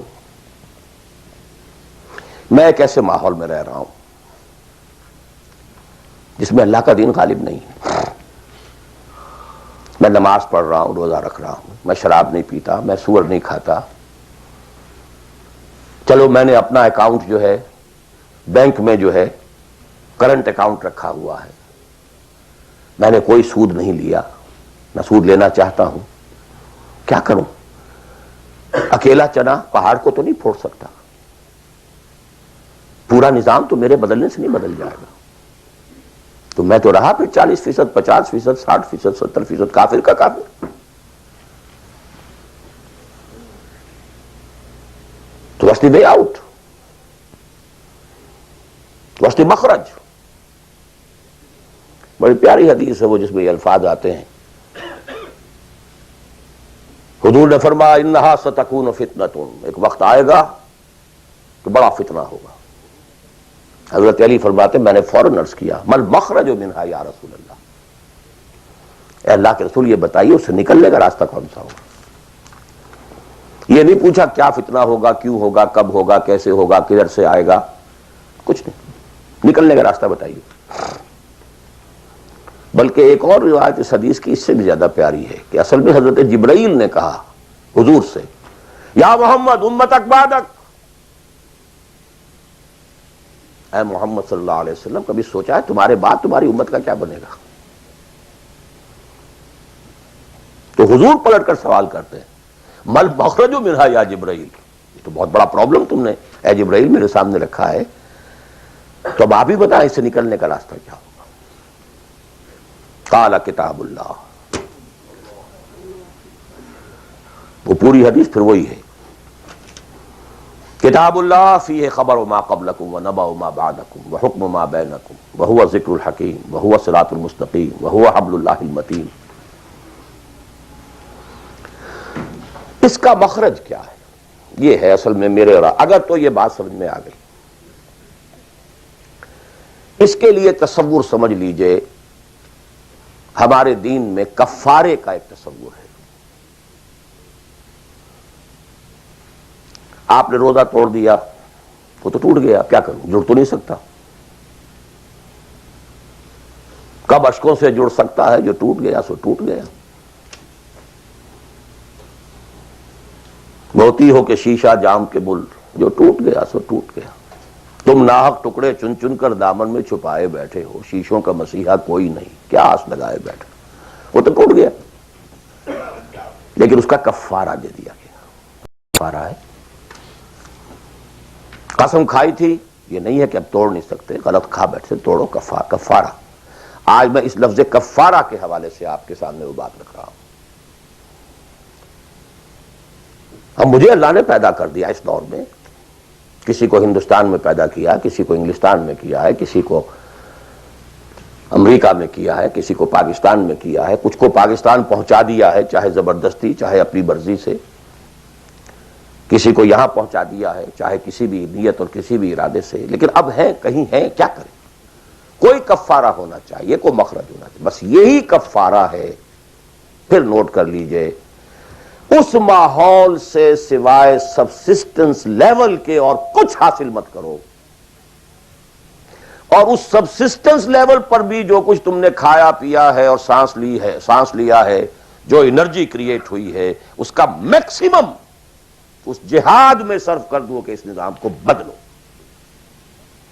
تمہاری یہ جد و جہد، تمہاری یہ کوشش کفارہ بن جائے گی اس کا۔ معذرۃ الی ربکم، معذرت پیش کر سکو گے اللہ کے ہاں۔ اے اللہ، میں نے اس نظام کے ساتھ ریکنسائل نہیں کیا۔ اے اللہ، میں نے اپنی توانائیوں اور اپنی محنتوں سے نہ اپنے لیے کوئی جاگیر بنائی، نہ اپنے لیے جائیداد بنائی۔ اے اللہ، میں کوئی دولت چھوڑ کر نہیں مرا۔ اے اللہ، میں نے اپنے بچوں کو بھی اسی کام کے لیے لگا دیا تھا۔ میں نے ان کی دنیا سے بڑھ کر ان کی عاقبت کی فکر کی ہے۔ نہیں کر سکا، آگے کچھ نہیں ہو سکا تو میں بے بس ہوں۔ حضرت نوح بھی تو بے بس تھے، کیا کر گئے؟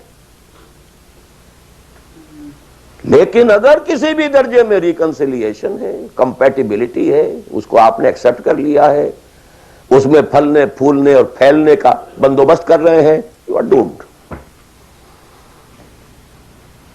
Everything will be multiplied by a big zero and will become a zero۔ یہ ہے جو میں سمجھا۔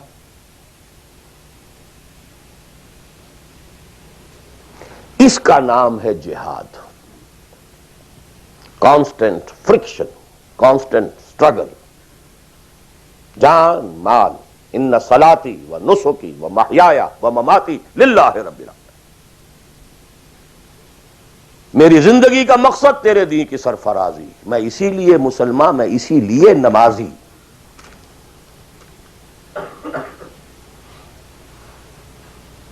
اب وہ آیت آئی، محبت میں اللہ اور اس کے رسول کی محبت کے ساتھ تیسری محبت جوڑ دی گئی، جہاد کی محبت۔ اللہ کی محبت، اس کے رسول کی محبت، اس کے راہ میں جہاد کی محبت، یہ تین محبتیں جتنی بھی ہیں تمہارے اندر، ایک پلڑے میں ڈال لو، اور 8 محبتیں دوسرے پٹڑے میں ڈال لو۔ باپ کی محبت، بیٹے کی محبت، بھائی کی محبت، بیوی کی محبت، اور کی محبت، اور رشتہ داروں کی محبت، جائیداد کی محبت، کاروبار کی محبت، مال کی محبت۔ 8 3 قل ان کان آباؤکم وابناؤکم واخوانکم وازواجکم وعشیرتکم واموال اقترفتموها وتجارۃ تخشون کسادها ومساکن ترضونها۔ 8 محبتیں ادھر، احب الیکم من اللہ ورسولہ وجہاد فی سبیلہ۔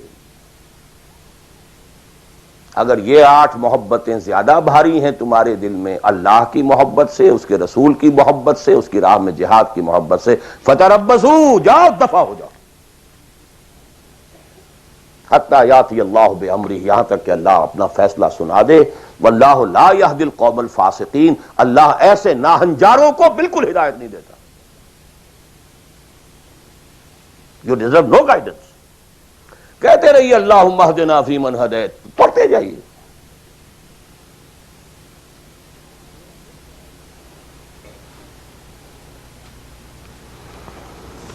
تیرا دل تو ہے صنم آشنا، تجھے کیا ملے گا نماز میں.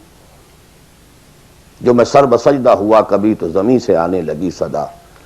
تیرا دل تو ہے صنم آشنا، تجھے کیا ملے گا نماز میں. تمہارے دلوں میں تو مال کی محبت ہے، جائیداد کی محبت ہے، اولاد کی محبت ہے، بیویوں کی محبت ہے، اور کہیں نام رکھا ہوا اللہ کا بھی اور رسول کا بھی. وہ چھٹانک ہے تو یہ سیر ہے. یہ کیا ملے گا نماز. دلقت بیچے کے اور آید و تسبیح و مصلی. یہ ساری گدڑی جو تم نے صوفیوں والی پہن لی ہے اور مصلی کردے پر ہے، کس کام آئے گا. دس از دی کرکس آف دی میٹر. یہ ہے تو سب کچھ ہے، اور یہ نہیں ہے تو کچھ نہیں. اب جہاں تک اس کا تعلق ہے کہ وہ جد و جہد کیسے ہو، کس طرح کی جائے، طریقہ کار کیا ہو، اس میں میں اس وقت نہیں جانا چاہتا. وہ ایک بالکل ڈفرنٹ ایشو ہے. یہ ایشو کلیئر ہو جائے تو پھر آدمی خود تلاش کرے گا. If there is no other way out, اب تو وہ خود تلاش کرے گا. پیٹ کھانے کو مانگتا ہے تو کہیں کوئی رسی چلاتا ہے، کہیں کوئی ٹوائلٹ صاف کرتا ہے، کہیں کچھ اور کرتا ہے، کہیں برف کے شاول اٹھا کے پھینک رہا ہے 10-10 گھنٹے. کسی کو کہنے کی ضرورت نہیں کہ یہ کام ضرور کرو، پیٹ کھانے کو مانگتا ہے. It's your own requirement. جب یہ محسوس ہو جائے یہ میرا فرض ہے، اور یہ فرض ہے، یہ کوئی اضافی نیکی نہیں ہے، یہ نوافل نہیں ہے. نوافل تو اگر دین کا ماحول، دین قائم ہوتا پھر تو نوافل کا میدان تھا. جڑ سے وہ نظام ہی نہیں ہے تو فرض عین پہلا یہ ہے کہ اس کو بدلو. اگر یہ معلوم ہو جائے کہ اگر میں یہ نہیں کر رہا تو میں کافر شمار ہو رہا ہوں، میں ظالم شمار ہو رہا ہوں، میں فاسق شمار ہو رہا ہوں. لستم علی شیء حتی تقیموا التوراۃ والانجیل وما انزل الیکم من ربکم یا ایھا الذین آمنوا لستم علی شیء حتی تقیموا القرآن وما انزل الیکم من ربکم. اب جہاں تک اس کا تعلق ہے کہ وہ جد و جہد کیسے ہو، کس طرح کی جائے، طریقہ کار کیا ہو، اس میں میں اس وقت نہیں جانا چاہتا.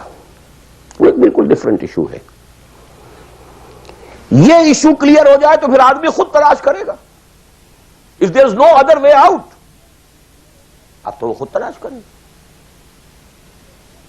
پیٹ کھانے کو مانگتا ہے تو کہیں کوئی رسی چلاتا ہے، کہیں کوئی ٹوائلٹ صاف کرتا ہے، کہیں کچھ اور کرتا ہے، کہیں برف کے شاول اٹھا کے پھینک رہا ہے 10-10 گھنٹے. کسی کو کہنے کی ضرورت نہیں کہ یہ کام ضرور کرو، پیٹ کھانے کو مانگتا ہے. It's your own requirement. جب یہ محسوس ہو جائے یہ میرا فرض ہے، اور یہ فرض ہے، یہ کوئی اضافی نیکی نہیں ہے، یہ نوافل نہیں ہے. نوافل تو اگر دین کا ماحول، دین قائم ہوتا پھر تو نوافل کا میدان تھا. جڑ سے وہ نظام ہی نہیں ہے تو فرض عین پہلا یہ ہے کہ اس کو بدلو. اگر یہ معلوم ہو جائے کہ اگر میں یہ نہیں کر رہا تو میں کافر شمار ہو رہا ہوں، میں ظالم شمار ہو رہا ہوں، میں فاسق شمار ہو رہا ہوں. لستم علی شیء حتی تقیموا التوراۃ والانجیل وما انزل الیکم من ربکم یا ایھا الذین آمنوا لستم علی شیء حتی تقیموا القرآن وما انزل الیکم من ربکم. ہمارے ہاں تمہاری کوئی حیثیت ریکگنائزڈ ہے ہی نہیں جب تک کہ تم قائم نہیں کرتے. اور قائم کرنے کا بدل کفارہ کیا ہے کہ اپنا تن من دھن لگا دو. قائم ہو نہ ہو جائے تو کیا کہنے، گر جیت گئے تو کیا کہنا، ہارے بھی تو بازی مات نہیں. قل هل تربصون بنا الا احدى الحسنيين. ان دونوں حالتوں میں ہمارے لیے تو حسنہ ہی حسنہ ہے. سب کے سب مر گئے، قتل ہو گئے، رومیوں کے ہاتھوں سب ہلاک ہو گئے، تب بھی ہمارے لیے تو کامیابی ہی کامیابی ہے. اور ہم جیت کر اگر آ گئے تب تو تم بھی کہو گے کہ کامیابی کے ساتھ لوٹ آئے. تو ہمارے لیے تو کس چیز سے ڈراتے ہو؟ جب منافقین مدینہ کہہ رہے تھے لا تنفروا فی الحرب، کیا ہو گیا تمہارا دماغ خراب ہو گیا ہے؟ اب تک تو یہ عربوں کے آپس کی انفائٹنگ ہوتی تھی. You are going against Roman Empire having standing armies, trained armies, Roman legions. You want to confront them? ہوش کے ناخن لو. جواب کیا دیا گیا؟ قل لن يصيبنا الا ما كتب الله لنا هو مولانا هل تربصون بنا الا احدى الحسنيين. We don't have to lose anything. ہر حال میں جیت جیت ہے. گر جیت گئے تو کیا کہنا، اور ہارے بھی تو بازی مات نہیں. سکسس ہی سکسس. تو وہ طریقہ کیا ہے، اس کے سٹیجز کیا ہے، میں نے بہت تفصیل سے، اللہ کا شکر ہے، یہ چیزیں انگریزی میں بھی، میتھوڈالوجی کیا ہے، ریولوشن کی میتھوڈالوجی کیا ہے. بس یہ کہ جو میں نے کل بھی رات میں بیان کیا تھا کہ اگرچہ دین تمام انبیاء کا ایک رہا، لیکن شریعت و منہاج علیحدہ علیحدہ رہے. شرع لکم من الدین ما وصى به نوح والذی اوحینا الیک وما وصینا به ابراہیم وموسیٰ وعیسیٰ. لیکن وَلِكُلٍّ جَعَلْنَا مِنْكُمْ شِرْعَةً وَمِنْهَاجًا. شریعت سپریٹ، منہاج سپریٹ. ہمارے لیے لازم شریعت محمدی اور منہج محمدی صلی اللہ علیہ وسلم. اس میں ساری نفی ہے. جی حضرت یوسف نے تو یوں کیا تھا. بھئی کیا تھا، وہ تو غیر اسلامی ماحول میں جا کر اور غیر اسلامی حکومت کے اندر انہوں نے ایک بہت اونچا آفس لے لیا تھا.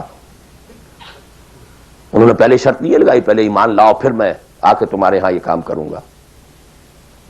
وہ منہج اور منہاج ہمارے لیے نہیں ہے. اب لقد کان لکم فی رسول اللہ اسوۃ حسنہ لکل جعلنا منکم شرعۃ ومنہاجا. اب آپ یہ کہیں کہ صاحب ان کے ہاں تو شراب حرام نہیں تھی، تو نہیں تھی، تو نہیں تھی. ہمارے ہاں حرام ہے. سابقہ شریعتوں میں سجدہ تعظیمی حلال تھا، کسی کے سامنے جھک جانا، ہمارے لیے حرام کر دی گئی ہے. شریعت اب محمد کی ہے صلی اللہ علیہ وسلم. بمصطفیٰ برساں کی خیش را کے دی ہم اگر بہو نہ رسیدی تمام بولا حبیث. اسی طرح منہج اور منہاج محمد کا ہوگا صلی اللہ علیہ وسلم. لن یصلح آخر هذه الامہ الا بما صلح به اولها. اس امت کے آخری حصے کی اصلاح نہیں ہو سکے گی مگر صرف اس طریقے سے جس طریقے پر کہ پہلے حصے کی اصلاح ہوئی تھی. اب یہ ہے آپ کے لیے، آپ کی سمجھ ہے، آپ کی صلاحیت ہے، آپ ذہین ہیں، آپ تعلیم یافتہ ہیں. Read between the lines of the سیرہ. منہج اخذ کیجئے سیرت سے. کیا منہج تھا، کیا میتھوڈالوجی، کیسے آپ نے کام شروع کیا، کتنے سٹیجز سے گزرے، کسی ایک سٹیج سے دوسری سٹیج میں جانے کے لیے کیا شرط تھی، کس درجے تک ایک کام اکمپلش ہو جائے تو پھر اگلے درجے پہ قدم رکھا جائے. یہ ساری چیزیں وہ آپ کو ڈیڈیوس کرنی ہوں گی، انفر کرنی ہوں گی. اس کا استدلال کیجئے، استنباط کیجئے، استخراج کیجئے اور اس سے نکالیے. لیکن یہ کہ میں اس وقت اس تفصیل میں نہیں جا رہا ہوں، سوائے ان دو باتوں کے کہ نمبر ایک، منہج، منہاج، میتھوڈالوجی لازماً سیرت محمدی سے لینی ہوگی صلی اللہ علیہ وسلم. اور دوسری بات، یہ کام ہرگز ہرگز انفرادی طور پر نہیں ہو سکتا. اس کے لیے جماعت لازم ہے. دھوکہ دیں گے اپنے آپ کو اگر سمجھتے ہیں کہ ہم یہ کام کر رہے ہیں. ہاں ایک آدمی ہے جماعت بنانے کی دھن میں لگا ہوا ہے، ابھی لوگ اس کے ساتھ نہیں آئے، وہ جماعت کے حکم میں ہے. کان ابراہیم امتن قانتن. کل آ جائیں گے، پرسوں آ جائیں گے. کوئی وقت آئے گا کہ گئے دن کے تنہا تھا میں انجمن میں، یہاں اب میرے رازداں اور بھی ہیں. آخر حضور کو بھی پہلے دن تو 4 ہی ملے تھے. خدیجہ الکبریٰ رضی اللہ تعالی عنہ، ابو بکر صدیق رضی اللہ تعالی عنہ، علی رضی اللہ تعالی عنہ، زید ابن حارثہ رضی اللہ تعالی عنہ، 4 ہی تو ملے تھے نا. اور 10 برس میں جا کے بھی بمشکل 125 ملے تھے. ایسا نہیں تھا کہ ٹھٹ کے ٹھٹ لگ گئے ہوں اور ہزاروں اور لاکھوں آ گئے. In the 10th year after the beginning of Wahi, not more than 125 or maximum 150 people were around him. لیکن جماعت، ید اللہ علی الجماعہ، علیکم بالجماعہ. اور اس میں حضرت عمر کا جو اثر ہے، اثر کو بھی ہم حدیث کہتے ہیں. حدیث 2 چیزوں کے مجموعے کا نام ہے، اخبار و آثار، رسول کا کوئی قول، کوئی فعل، کوئی تقریر، کسی چیز کو آپ نے دیکھا اور برقرار رکھا، یہ خبر کہلاتی ہے۔ صحابی کا کوئی فعل، کوئی قول یا تقریر، یہ اثر کہلاتی ہے۔ اخبار جمع آثار یہ حدیث ہے۔ تو اثر ہے حضرت عمر کا رضی اللہ تعالی عنہ، لا اسلام الا بالجماعہ ولا جماعہ الا بالامارہ ولا امارہ الا بالسماع ولا سماع الا بالطاعہ۔ کوئی اسلام نہیں بغیر جماعت کے، کوئی جماعت نہیں بغیر امارت کے، کوئی امارت نہیں جب تک کہ حکم سنا نہ جا رہا ہو، اور کوئی سماعت کے معنی نہیں جب تک کہ حکم مانا نہ جائے۔ جماعت ایسوسیشن نہیں، انجمن نہیں، سوسائٹی نہیں، ادارہ نہیں۔ Institution is something else, association is something else, organisation, party, حزب اللہ، حزب الشیطان، clear cut polarization. This polarization takes some time. وقت لگتا ہے۔ 10-15 سال میں جو خیر کا عنصر تھا پولرائز ہو کر حضور کی طرف آ گیا، جو شیطانی ایلیمنٹ تھا وہ دوسری طرف جمع ہو گئے۔ آئونائزیشن ہوئی ہے، پازیٹیو آئنز ایک طرف، نیگیٹو آئنز ایک طرف، جانے جانے۔ It took time. لیکن یہ کہ اب آئیڈینٹیفائی ہو گئے، اولئک حزب الشیطان، اولئک حزب اللہ۔ This is the party of شیطان، this is the party of اللہ۔ اور تیسری بات یہ اس جماعت کے ضمن میں، جماعت جو ہے جس میں کہ سمع و طاعت ہو، وہ جماعت ہے، listen and obey۔ اس سے کمتر جماعت نہیں ہے۔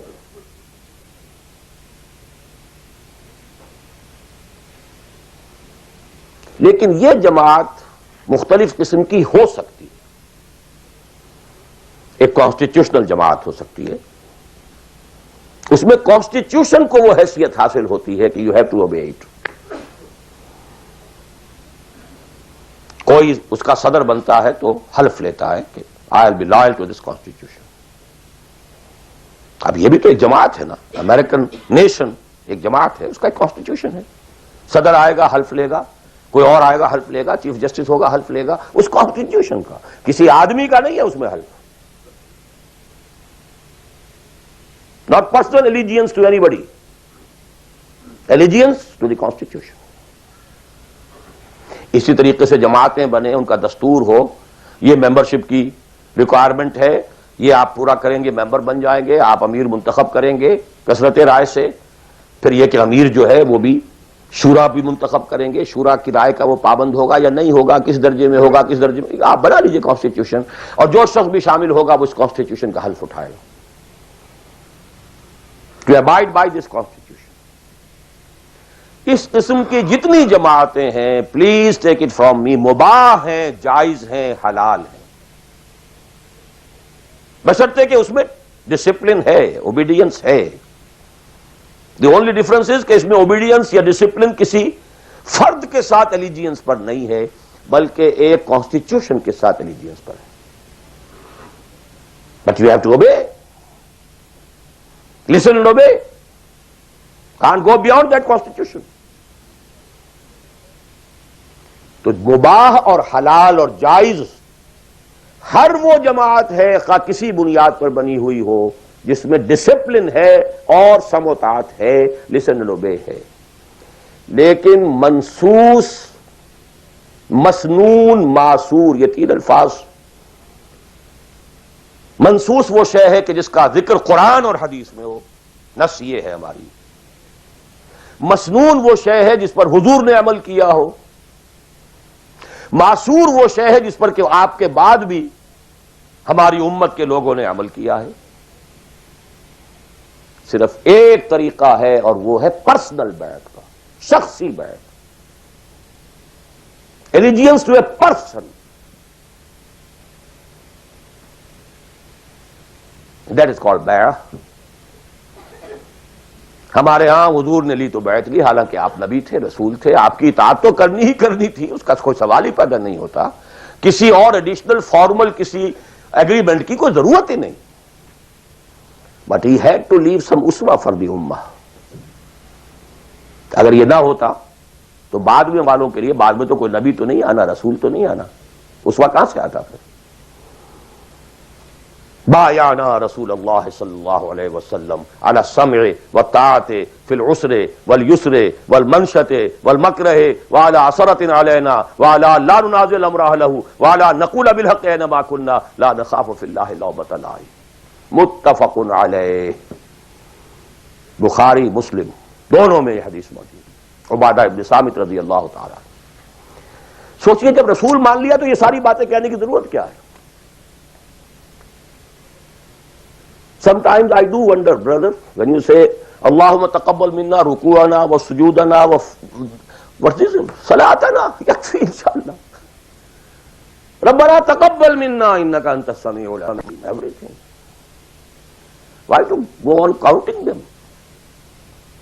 اور کیا چیز اللہ تعالیٰ تسبیح ہے، تحمید ہے، تکبیر بھی ہم کر رہے ہیں، تکبیرنا و تسبیحنا و تحمیدنا و رکوعنا و سجودنا و قنوتنا، everything. One thing, sufficient. ربنا تقبل منا انك انت السميع العليم. وإذ يرفع ابراهيم القواعد من البيت واسماعيل ربنا تقبل منا انك انت السميع العليم. So actually, but here we find, اطاعہ حضور کے لیے ایک بات تھی، ماننا ہے، ہر حکم ماننا. لیکن یہ ساری شرطیں کیوں دی محمد نے صلی اللہ علیہ وسلم؟ It was not an oratory, یہ کوئی خطابت نہیں تھی، لفاظی نہیں تھی.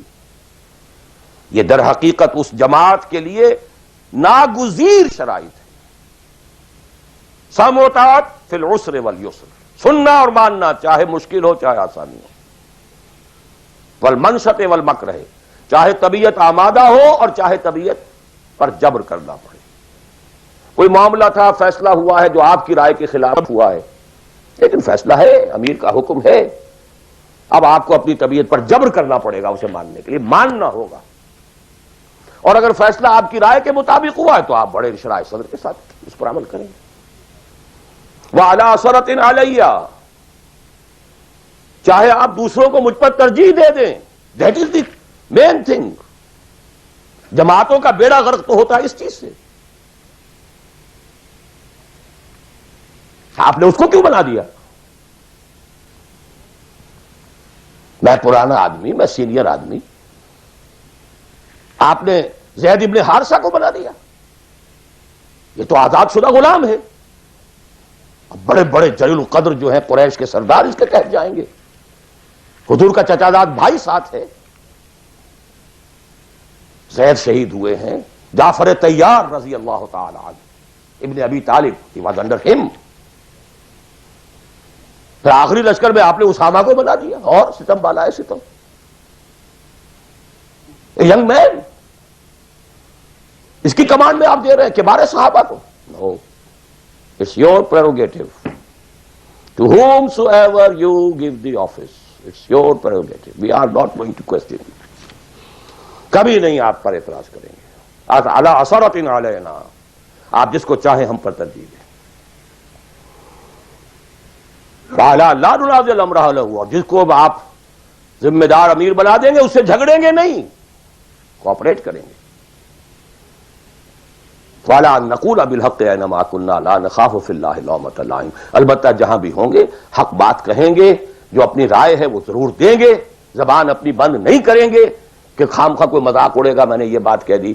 نہیں، I won't withhold my opinion. وہ میں بیان کروں. Complete constitution of حزب اللہ ایک حدیث میں. بہرحال اب آخری بات کی طرف میں آ رہا ہوں. ذرا پھر گن لیجئے کہاں سے ہم چلے تھے. 100 بات کی ایک بات، ہاتھی کے پاؤں میں سب کے پاؤں، ایک لفظ عبادت پورا کر دو، نجات بھی ہے، فوز بھی ہے، فلاح بھی ہے، سب کچھ. اس میں تو یہی ہے کہ آپ کامیاب ہو گئے تو جتنا آپ گڑ ڈالیں گے اتنا میٹھا ہوتا جائے گا، جتنا اور ایکزرٹ کریں گے اتنا نمبر زیادہ آتے جائیں گے. وہ پھر رشد بھی ہوگا، سعادت بھی ہوگی، فوز بھی ہوگی، فلاح بھی ہوگی. بٹ منیمم نجات.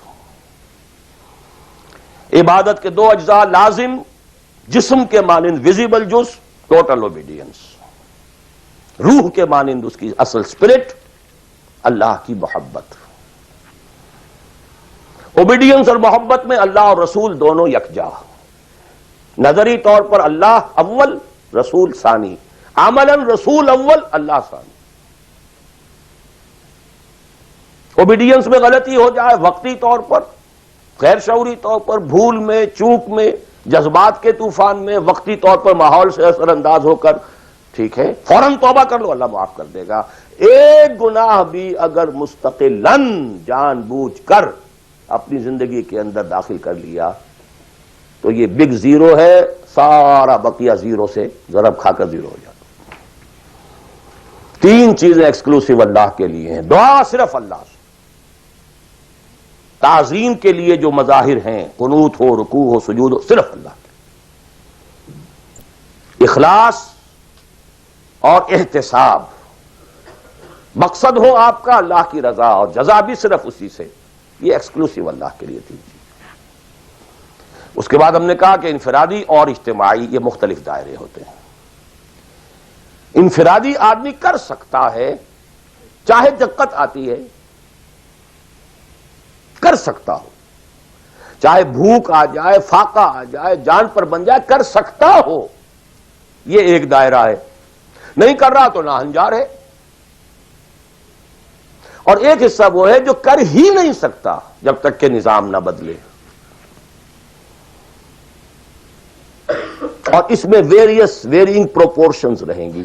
اب میں تھوڑا سا آپ کو ان ویرینگ پروپورشنز کا اور ایک مختلف نسبت و تناسب کا ایک نقشہ دکھانا چاہتا ہوں. بعض ممالک ایسے ہیں اس روئے ارضی پر، دیکھیے ایک ہے کسی اور اعتبار سے کسی ملک کا اچھا ہونا برا ہونا.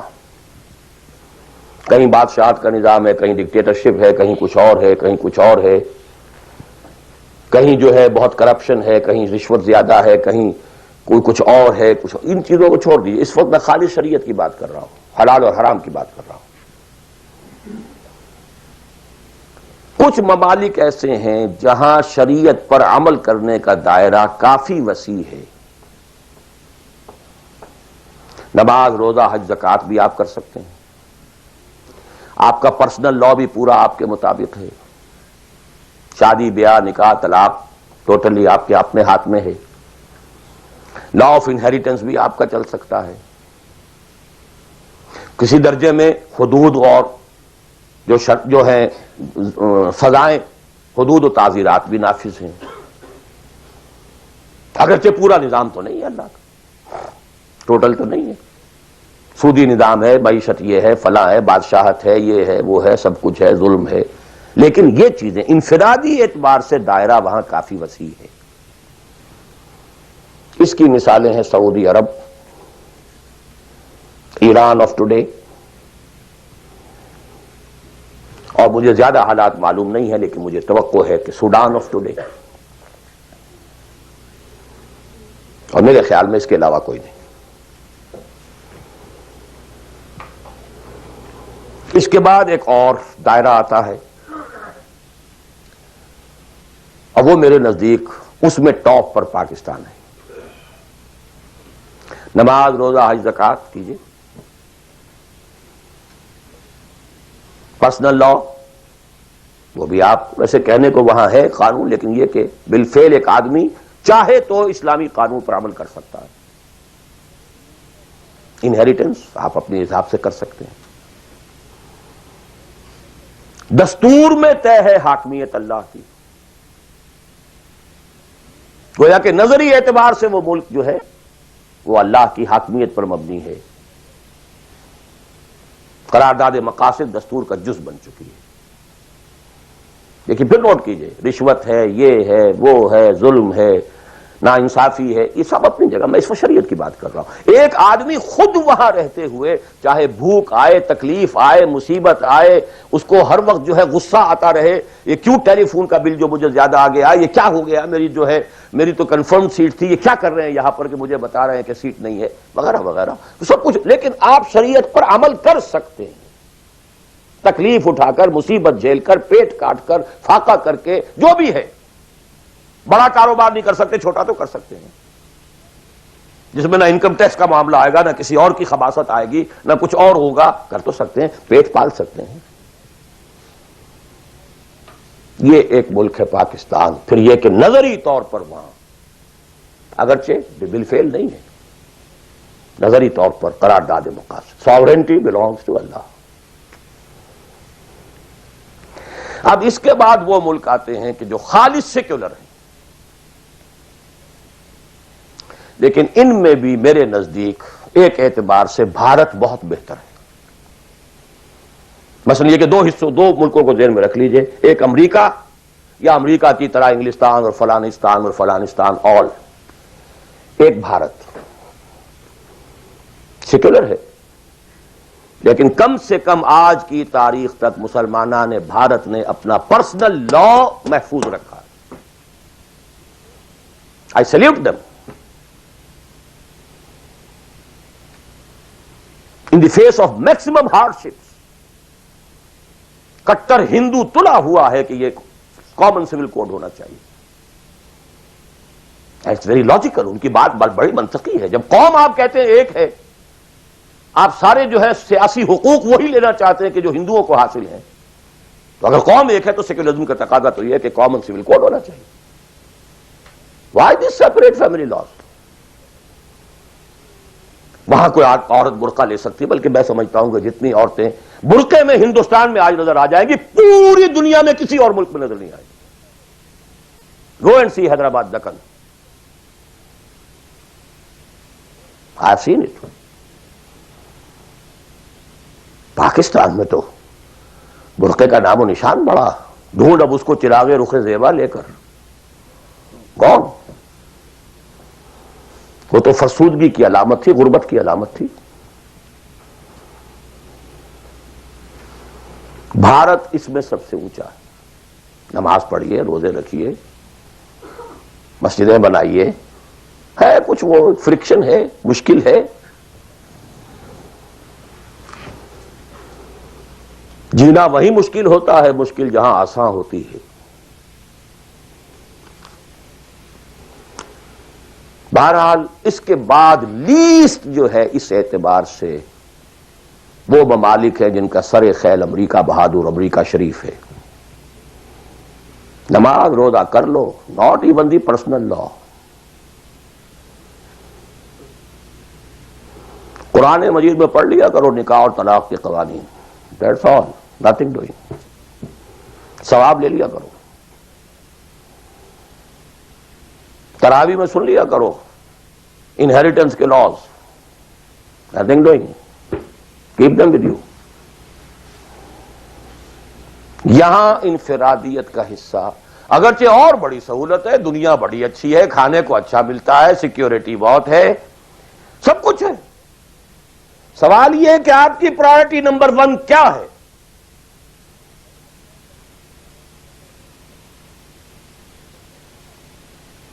تو بائی چوائس اگر کسی کا مسئلہ ہے تو میرے نزدیک وہ بڑا مخدوش ہے۔ ایک شخص پیدا ہی یہاں ہوا ہے، وہ بات اور ہے بالکل۔ وہ تو ایسے ہی جیسے حضور مکے میں پیدا ہوئے، کفر کفر تھا، اسٹرگل کرے، کوشش کرے، جد و جہد کرے، اسی جد و جہد میں جان دے دے، you are successful. But by choice, جہاں زیادہ دین کا حصہ ہے اس کو چھوڑ کر جہاں کم حصہ ہے وہاں آنا، اور کس لیے آنا؟ For better life, for better living, for better earning, for more comforts, more enjoyments. اب میں کوئی لفظ استعمال نہیں کرنا چاہتا آگے، it's for everybody to decide himself. یہ گریڈیشن ضرور ذہن میں رکھیں۔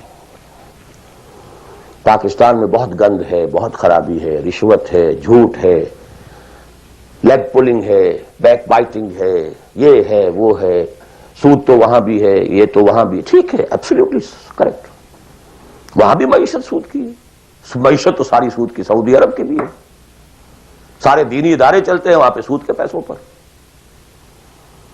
یہ ڈاکٹر غلام مرتضیٰ ملک صاحب نے مجھے بتایا، جو ٹی وی وغیرہ پہ کافی آتے ہیں، کہ ایک مرتبہ ان کی سیلری تھی، سعودی عرب میں وہ کام کرتے تھے، اس میں ہاؤس رینٹ کئی مہینے جو ہے وہ کسی غلطی کی وجہ سے وہ شامل نہیں کیا گیا، تو انہوں نے ایک ایریئرز کا بل بنایا۔ اب وہ بل گیا، اب وہ کئی مہینے ہو گئے، جا کے پوچھتے تھے تو جواب یہ دیتا تھا ما جعل قسط نہیں آئی ابھی۔ اب وہ کئی مہینے سننے کے بعد کہا واٹ از دس قسط؟ پتہ نہیں آپ کو شیخ؟ نہیں، اتنا روپیہ امریکن بینکس میں رکھا گیا ہے اس ادارے کے نام سے جس کے سود سے آپ کی تنخواہیں ملتی ہیں، وہ سود کی قسط آئی نہیں۔ جیسے دن سعودی عربیہ، آخر سارا پیٹرن تو وہی ہے نا، سیکھا تو یہیں سے ہے جو کچھ سیکھا ہے، فاؤنڈیشنز بنتی ہیں، جو انڈومنٹس ہوتے ہیں، اسی سے ادارے چلتے ہیں، آخر اور کہاں سے ہیں؟ معلم کل تو یہی ہے نا۔ یہ صورتحال، لیکن پھر بھی گریڈز کا فرق جو میں نے آپ کو کہا، وہاں ایک شخص جتنے حصے پر زندگی میں دین پر عمل کر سکے گا، کہیں اور اتنے حصے پر بھی نہیں کر سکتا۔ اس اعتبار سے فرق اور ہے۔ عبادت کے اس کانسیپٹ کو سامنے رکھیے، انفرادی، اجتماعی، ویئرنگ ڈگریز۔ اب ظاہر بات ہے، آخری پوائنٹ ہے میرا یہ، جتنی حالت خراب ہے اتنی ہی شدید محنت درکار ہوگی اور اتنا ہی زیادہ ثواب ملے گا۔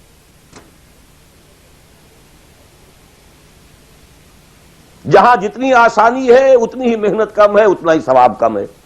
یہ آج رات کو جب ہم سورہ حدید پڑھیں گے تو اس میں بات آ جائے گی۔ لا يستوي منكم من انفق من قبل الفتح وقاتل اولئك اعظم درجة من الذين انفقوا من بعد وقاتلوا وكلا وعد الله الحسنى۔ لہذا حالات کی نامساعدگی، حالات خراب ہیں، یہ پرابلمز ہیں، یہ تو آپ کے لیے موقع کو زیادہ بڑھا رہے ہیں۔ You can earn more. Only you have to make a decision. What is your priority number one? Inna salati wa nusuki wa mahyaya wa mamati lillahi rabbil alamin. The minimum subsistence level کے لیے جو ضروری ہے وہ ٹھیک ہے، rest for Allah, for His deen. قل ان کان آباؤکم وابناؤکم واخوانکم وازواجکم وعشیرتکم واموال اقترفتموها وتجارۃ تخشون کسادها ومساکن ترضونها احب الیکم من اللہ ورسولہ وجہاد فی سبیلہ فتربصوا حتی یأتی اللہ بامرہ واللہ لا یہدی القوم الفاسقین۔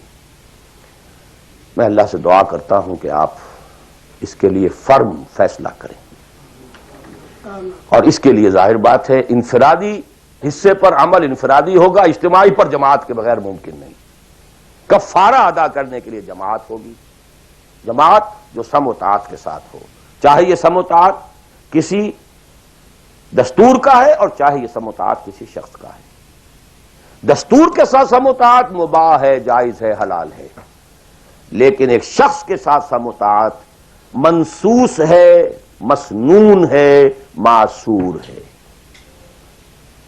اور ان دونوں کے درمیان جو فرق و تفاوت ہے اس کو بیان کرنے کی ضرورت نہیں۔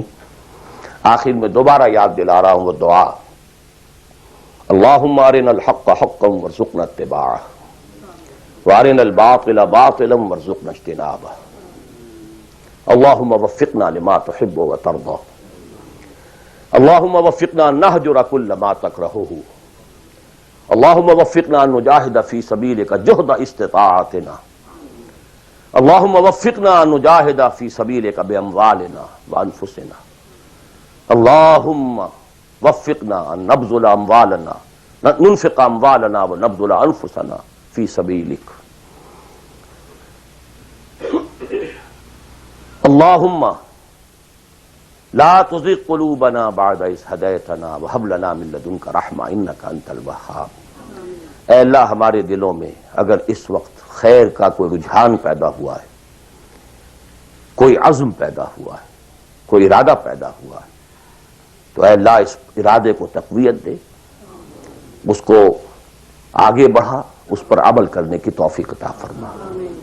اقول قولی ھذا واستغفر اللہ لی ولکم ولسائر المسلمین والمسلمات.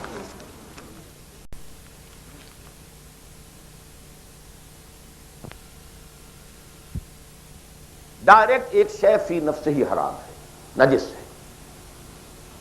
ایک شخص کھا تو رہا ہے بکری کا گوشت، بکری بھی اس نے خود خریدی، خود ذبح کیا، صحیح تکبیر پڑھی، سب کچھ کیا، لیکن وہ بکری خریدی تھی اس نے کسی کی جیب کاٹ کے، تو کیا کھا رہا ہے؟ حرام. بکری کا گوشت ہے، حرام. اس کو آپ آرگومنٹ کو بلڈ کیجئے.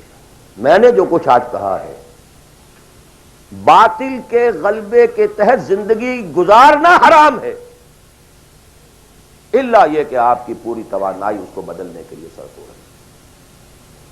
دس از دی کرسٹ آف دی میٹر. باقی تو اب ڈگریز کا فرق ہے، کوئی 50% حرام ہے، کوئی 60% ہے، کوئی 30% ہے، کوئی 100% ہے. سانس لینا حرام ہے.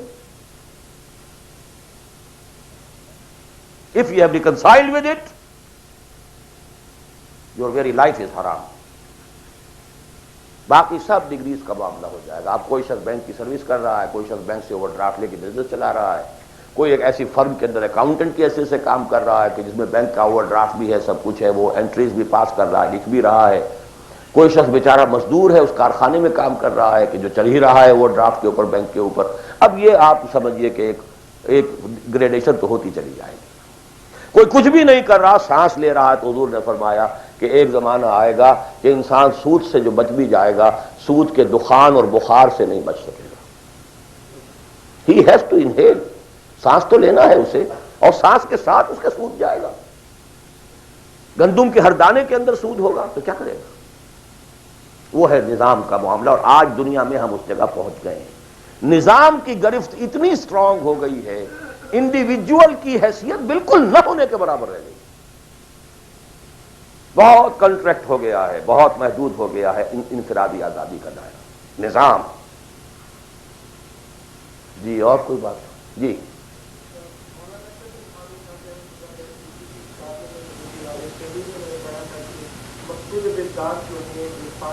بنیادی ارکان شہادت، نماز، روزہ، زکات، یہ چار 5 چیزیں جو ہیں یہ مقصود بذات ہے.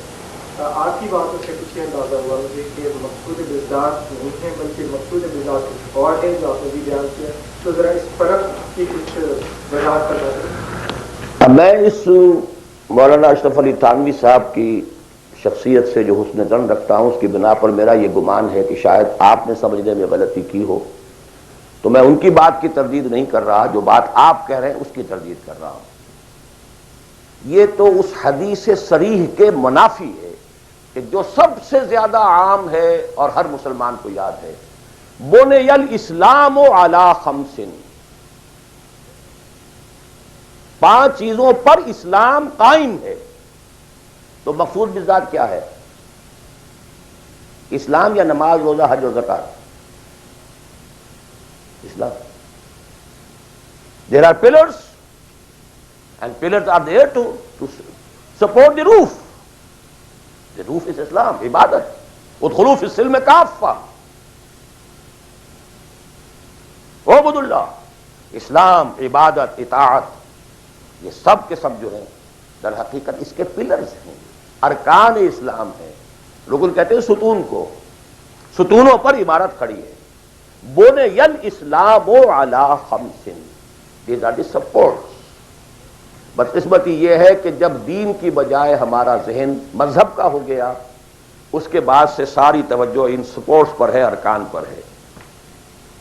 اور چھت کی جگہ چھوٹی سی ایک جو سیلنگ لگا رکھی ہے ہم نے، بس شراب حرام ہے، سور حرام ہے، سود وود چلتے جاؤ، جانے دو. وہ جو کراچی میں وہ بس والے کہتے ہیں جانے دو، باقی سب ٹھیک ہے، بس یہ کہ سود نہیں، یہ سور نہیں کھانا، سود کھاؤ. دال اور رے کا فرق ہے سر.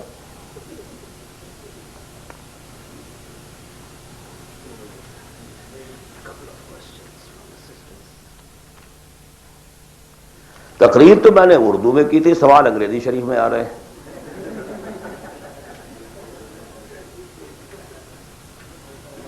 اب یہ وہی گوشت کے احکام شروع ہو گئے ہیں.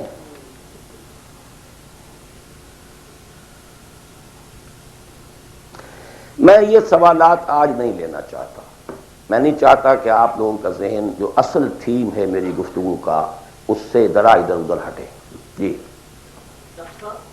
آپ کی بہت سی تقریروں میں پہلے بھی میں نے سنا ہے کہ آپ نے پرفیکٹ کیا ہے کہ یہاں کی بجائے آپ پاکستان میں جو اسلامی نظام کو برپا کرنے کے لیے پرفیکٹ کرتے ہیں، لیکن بہت سے علماء کے دوسرے جو اس میں مولانا یوسف اصلاحی صاحب بھی اور دوسرے بھی ہیں وہ اس چیز کو کہتے ہیں کہ جو لوگ یہاں آگے ہیں یہ اللہ تعالیٰ کا ایک پروگرام تھا جس کے تحت اس نے ان کو یہاں پہنچایا ہے، اور ان کا یہ کام ہے کہ یہاں اس کام کو جتنا بھی ہو سکتا ہے آگے لے کے جائیں چلیں. اور جو لوگ چلے ہیں اس میں الحمدللہ بہت زیادہ صلاح کے جو ہے نا کام سے آگے بڑھے ہیں، غیر مصنوع ہیں. اس کے متعلق آپ کی کیا کیا خیال ہے؟ یہ سوال ریکارڈ ہو گیا ہوگا یا نہیں ہوا ہوگا؟ چلیے جواب سے سمجھ میں آ جائے گا کہ سوال کیا ہے. دیکھیے میں نے ایک بات عرض کی تھی، جو شخص کہیں پیدا ہوا ہے اس کے اوپر پہلی ذمہ داری اسی جگہ کی ہے. اسی جگہ کی زبان کو وہ صحیح سمجھتا ہے، صحیح بولتا ہے، اسی زبان میں وہ صحیح کمیونیکیٹ کر سکتا ہے. یہ ہے شریعت کا مستقل اصول. اب اگر کوئی یہاں پیدا ہوا ہے، چاہے اس کے والدین آ گئے تھے یہاں پر لیکن وہ تو پیدا یہیں ہوا ہے، اس کے اور جو یہاں کے نیٹو امریکنز ہیں ویدر بلیک اور وائٹ کوئی فرق نہیں میرے نزدیک. آنا نہ آنے کا فیصلہ جو بھی تھا وہ ان کا نہیں ہے، وہ ان کے والدین کا تھا. اور جہاں وہ ہے وہیں انہیں کام کرنا، یہی کام کرنا ہے. طے یہاں پر بھی ہو جائے گا کہ یہاں پر بھی وہی ریشو پروپورشن وہی ہو، پرائرٹیز وہی ہو. یہ فیصلہ اب ہر شخص خود کر سکتا ہے کہ میرے ہاں واقعتاً ریشو پروپورشن کیا ہے. بل الانسان علی نفسہ بصیرہ ولو القی معاذیرہ. آپ میری زبان بند کر سکتے ہیں اپنے جوابات کے ذریعے سے، آپ کا دل بتا دے گا کہ آپ کی ریشو پروپورشن اس وقت کیا ہے. اگر ریشو پروپورشن درست ہے تو یہاں پر بھی اور کسی اور جگہ پر بھی بالکل برابر ہے، کوئی فرق نہیں، ایبسولوٹلی نو ڈفرنس. البتہ ایک اور چیز یہ ہے کہ کہاں آپ دیکھتے ہیں کہ فرض کیجئے کسی شخص کی ریشو پروپورشن ٹھیک ہو گئی کہ مجھے جینا ہے مرنا ہے اسلام کے لیے. فیزیبلٹی رپورٹ دیکھتا ہے کہ میرے پاس جو ٹائم ہے، میرے پاس جو وقت ہے، میرے پاس جو صلاحیت ہے، اس کا بہترین میکسیمم آؤٹ پٹ کہاں ہو سکتا ہے. یہ ایک بالکل دوسری بات. For people belonging to Pakistan the maximum benefit can be in Pakistan, not here. یہ بالکل دوسری بات. آپ کے بھائی بند وہاں، آپ کے بیک گراؤنڈ کو جاننے والے وہاں، آپ کی اخلاقی جو ہے ذمہ داری وہاں کی، وہاں کی آپ کی پیدائش ہے، وہاں کی آپ کی بنیادی تعلیم تھی، یہ اپنی جگہ پر ہے. اور دوسرے یہ کہ جو بھی ہمیں اطلاعات ملی ہیں حضور صلی اللہ علیہ وسلم سے، اس سے یہی نظر آتا ہے کہ اسی ریجن میں اسلام کا بول بالا ہوگا. لیکن ظاہر بات ہے یہ میں امریکن سے نہیں کہہ رہا ہوں، میں عربوں سے نہیں کہہ رہا ہوں، جو بلیک امریکنز ہو یا وائٹ امریکن ان سے نہیں کہہ رہا ہوں. تو یہاں کے کام کریں، کیا پتہ اللہ تعالیٰ اس سرزمین کو پسند کر لیں. بہرحال جو یہاں آ گئے کسی وجہ سے آئے، اب اس کو بھی چھوڑ دیجئے، وہ ماضی کا ہے. ان کے لیے یا تو اگر تو طے کر لیں کہ اب حقیقت میں چاہے فاقہ آئے چاہے کچھ ہو ہمیں کام یہ کرنا ہے، تو پھر تو میں پاکستانیوں کے لیے تو پریفر کرتا ہوں، اسپیشلی دی فرسٹ جنریشن، وہ اپنی اگلی جنریشن یہاں سے بلوا دیں کام اور آئیں واپس. ان کے بھانجے بھتیجے اور بھائی اور سالے اور بہنوئی سارے وہاں رہتے ہیں، بہت سو کے ماں باپ بھی وہاں پر ہیں. And we have much at stake over there. The only country in the whole of the world which was founded in the name of Islam. Maulana Abul Kalam آزاد تک کا کہنا یہ، حالانکہ وہ پاکستان کے بہت مخالف تھے، لیکن پاکستان بننے کے بعد انہوں نے کہا اب پاکستان کے ساتھ اسلام کی عزت وابستہ ہے. تکبیر، اللہ اکبر، تکبیر، اللہ اکبر. یہ ہے. اسی طرح مولانا مدنی رحمۃ اللہ علیہ نے فرمایا، حالانکہ پاکستان کے شدید مخالف تھے، ڈابھیل تشریف لائے ہوئے تھے وہ، وہاں کسی نے چھیڑ دیا انہیں، پارٹیشن کے کچھ عرصے کے بعد کی بات ہے. پاکستان کے بارے میں کیا خیال ہے، وہ سمجھ گئے کہ یہ کیا چاہتا ہے مجھ سے. انہوں نے کہا کہ بھائی مسجد کے تعمیر ہونے سے پہلے اختلاف ہو سکتا ہے کہ یہ جگہ صحیح ہے یا نہیں ہے، کیا سائز ہونا چاہیے، کیا بننا چاہیے۔ مسجد بننے کے بعد مسجد مسجد ہے، اس کی حفاظت ہر صاحب ایمان کا فرض ہے۔ ہمیں اختلاف تھا، پہلے تھا، یہ مولانا مدنی کہتے ہیں، اور یہ مولانا محمد مالک کاندھلوی، وہ بھی اب فوت ہو چکے، انہوں نے ہماری قرآن کانفرنس کے اندر یہ جب قول سنایا، میں چیخ پڑا، میں نے کہا مولانا کہاں آپ یہ چیزیں چھپا کر بیٹھے ہوئے ہیں؟ پاکستانی تو سب کے سب آج بھی گالیاں دیتے ہیں مولانا مدنی کو، آپ نے بتایا نہیں یہاں پر کہ مولانا مدنی کا تو یہ موقف تھا پاکستان بننے کے بعد، پہلے اختلاف تھا، ٹھیک ہے۔ بہرحال جہاں تک میرا معاملہ ہے، سمجھ لیجئے کہ میں اصولی اعتبار سے دنیا میں کہیں بھی یہ کام کوئی بھی ہو کرے، ٹھیک ہے، لیکن یہ کہ پرائرٹیز یہ ہو، اس کی شکل یہ ہو، یہ انگلی کٹا کے شہیدوں میں نام نہ لکھوایا جا رہا، صرف تھوڑی سی کلچرل ایکٹیویٹی اور کچھ کمیونٹی ورک اور کچھ یہ اور کچھ وہ، کچھ سوشلائزیشن، اینڈ دس از دعویٰ۔ خدا کے لیے اس دھوکے سے اپنے آپ کو نکالنے، کریں اس ریشو پروپورشن کے ساتھ تو جہاں بھی چاہیں کریں، لیکن یہ ہے کہ میرا اپنا ایک اندازہ ہے، اور وہ یہ ہے کہ چاہے اس کا امکان ہے کہ ہمیں سخت قسم کی کوئی بیٹنگ جو ہے ہندوؤں کے ہاتھوں اور پاکستان اور انڈیا کے ہاتھوں ہو، لیکن پھر بھی بالآخر اسلام کا بول بالا اسی خطہ زمین سے ہوگا۔ اقول قول ھذا واستغفر اللہ لی ولکم ولسائر المسلمین والمسلمات۔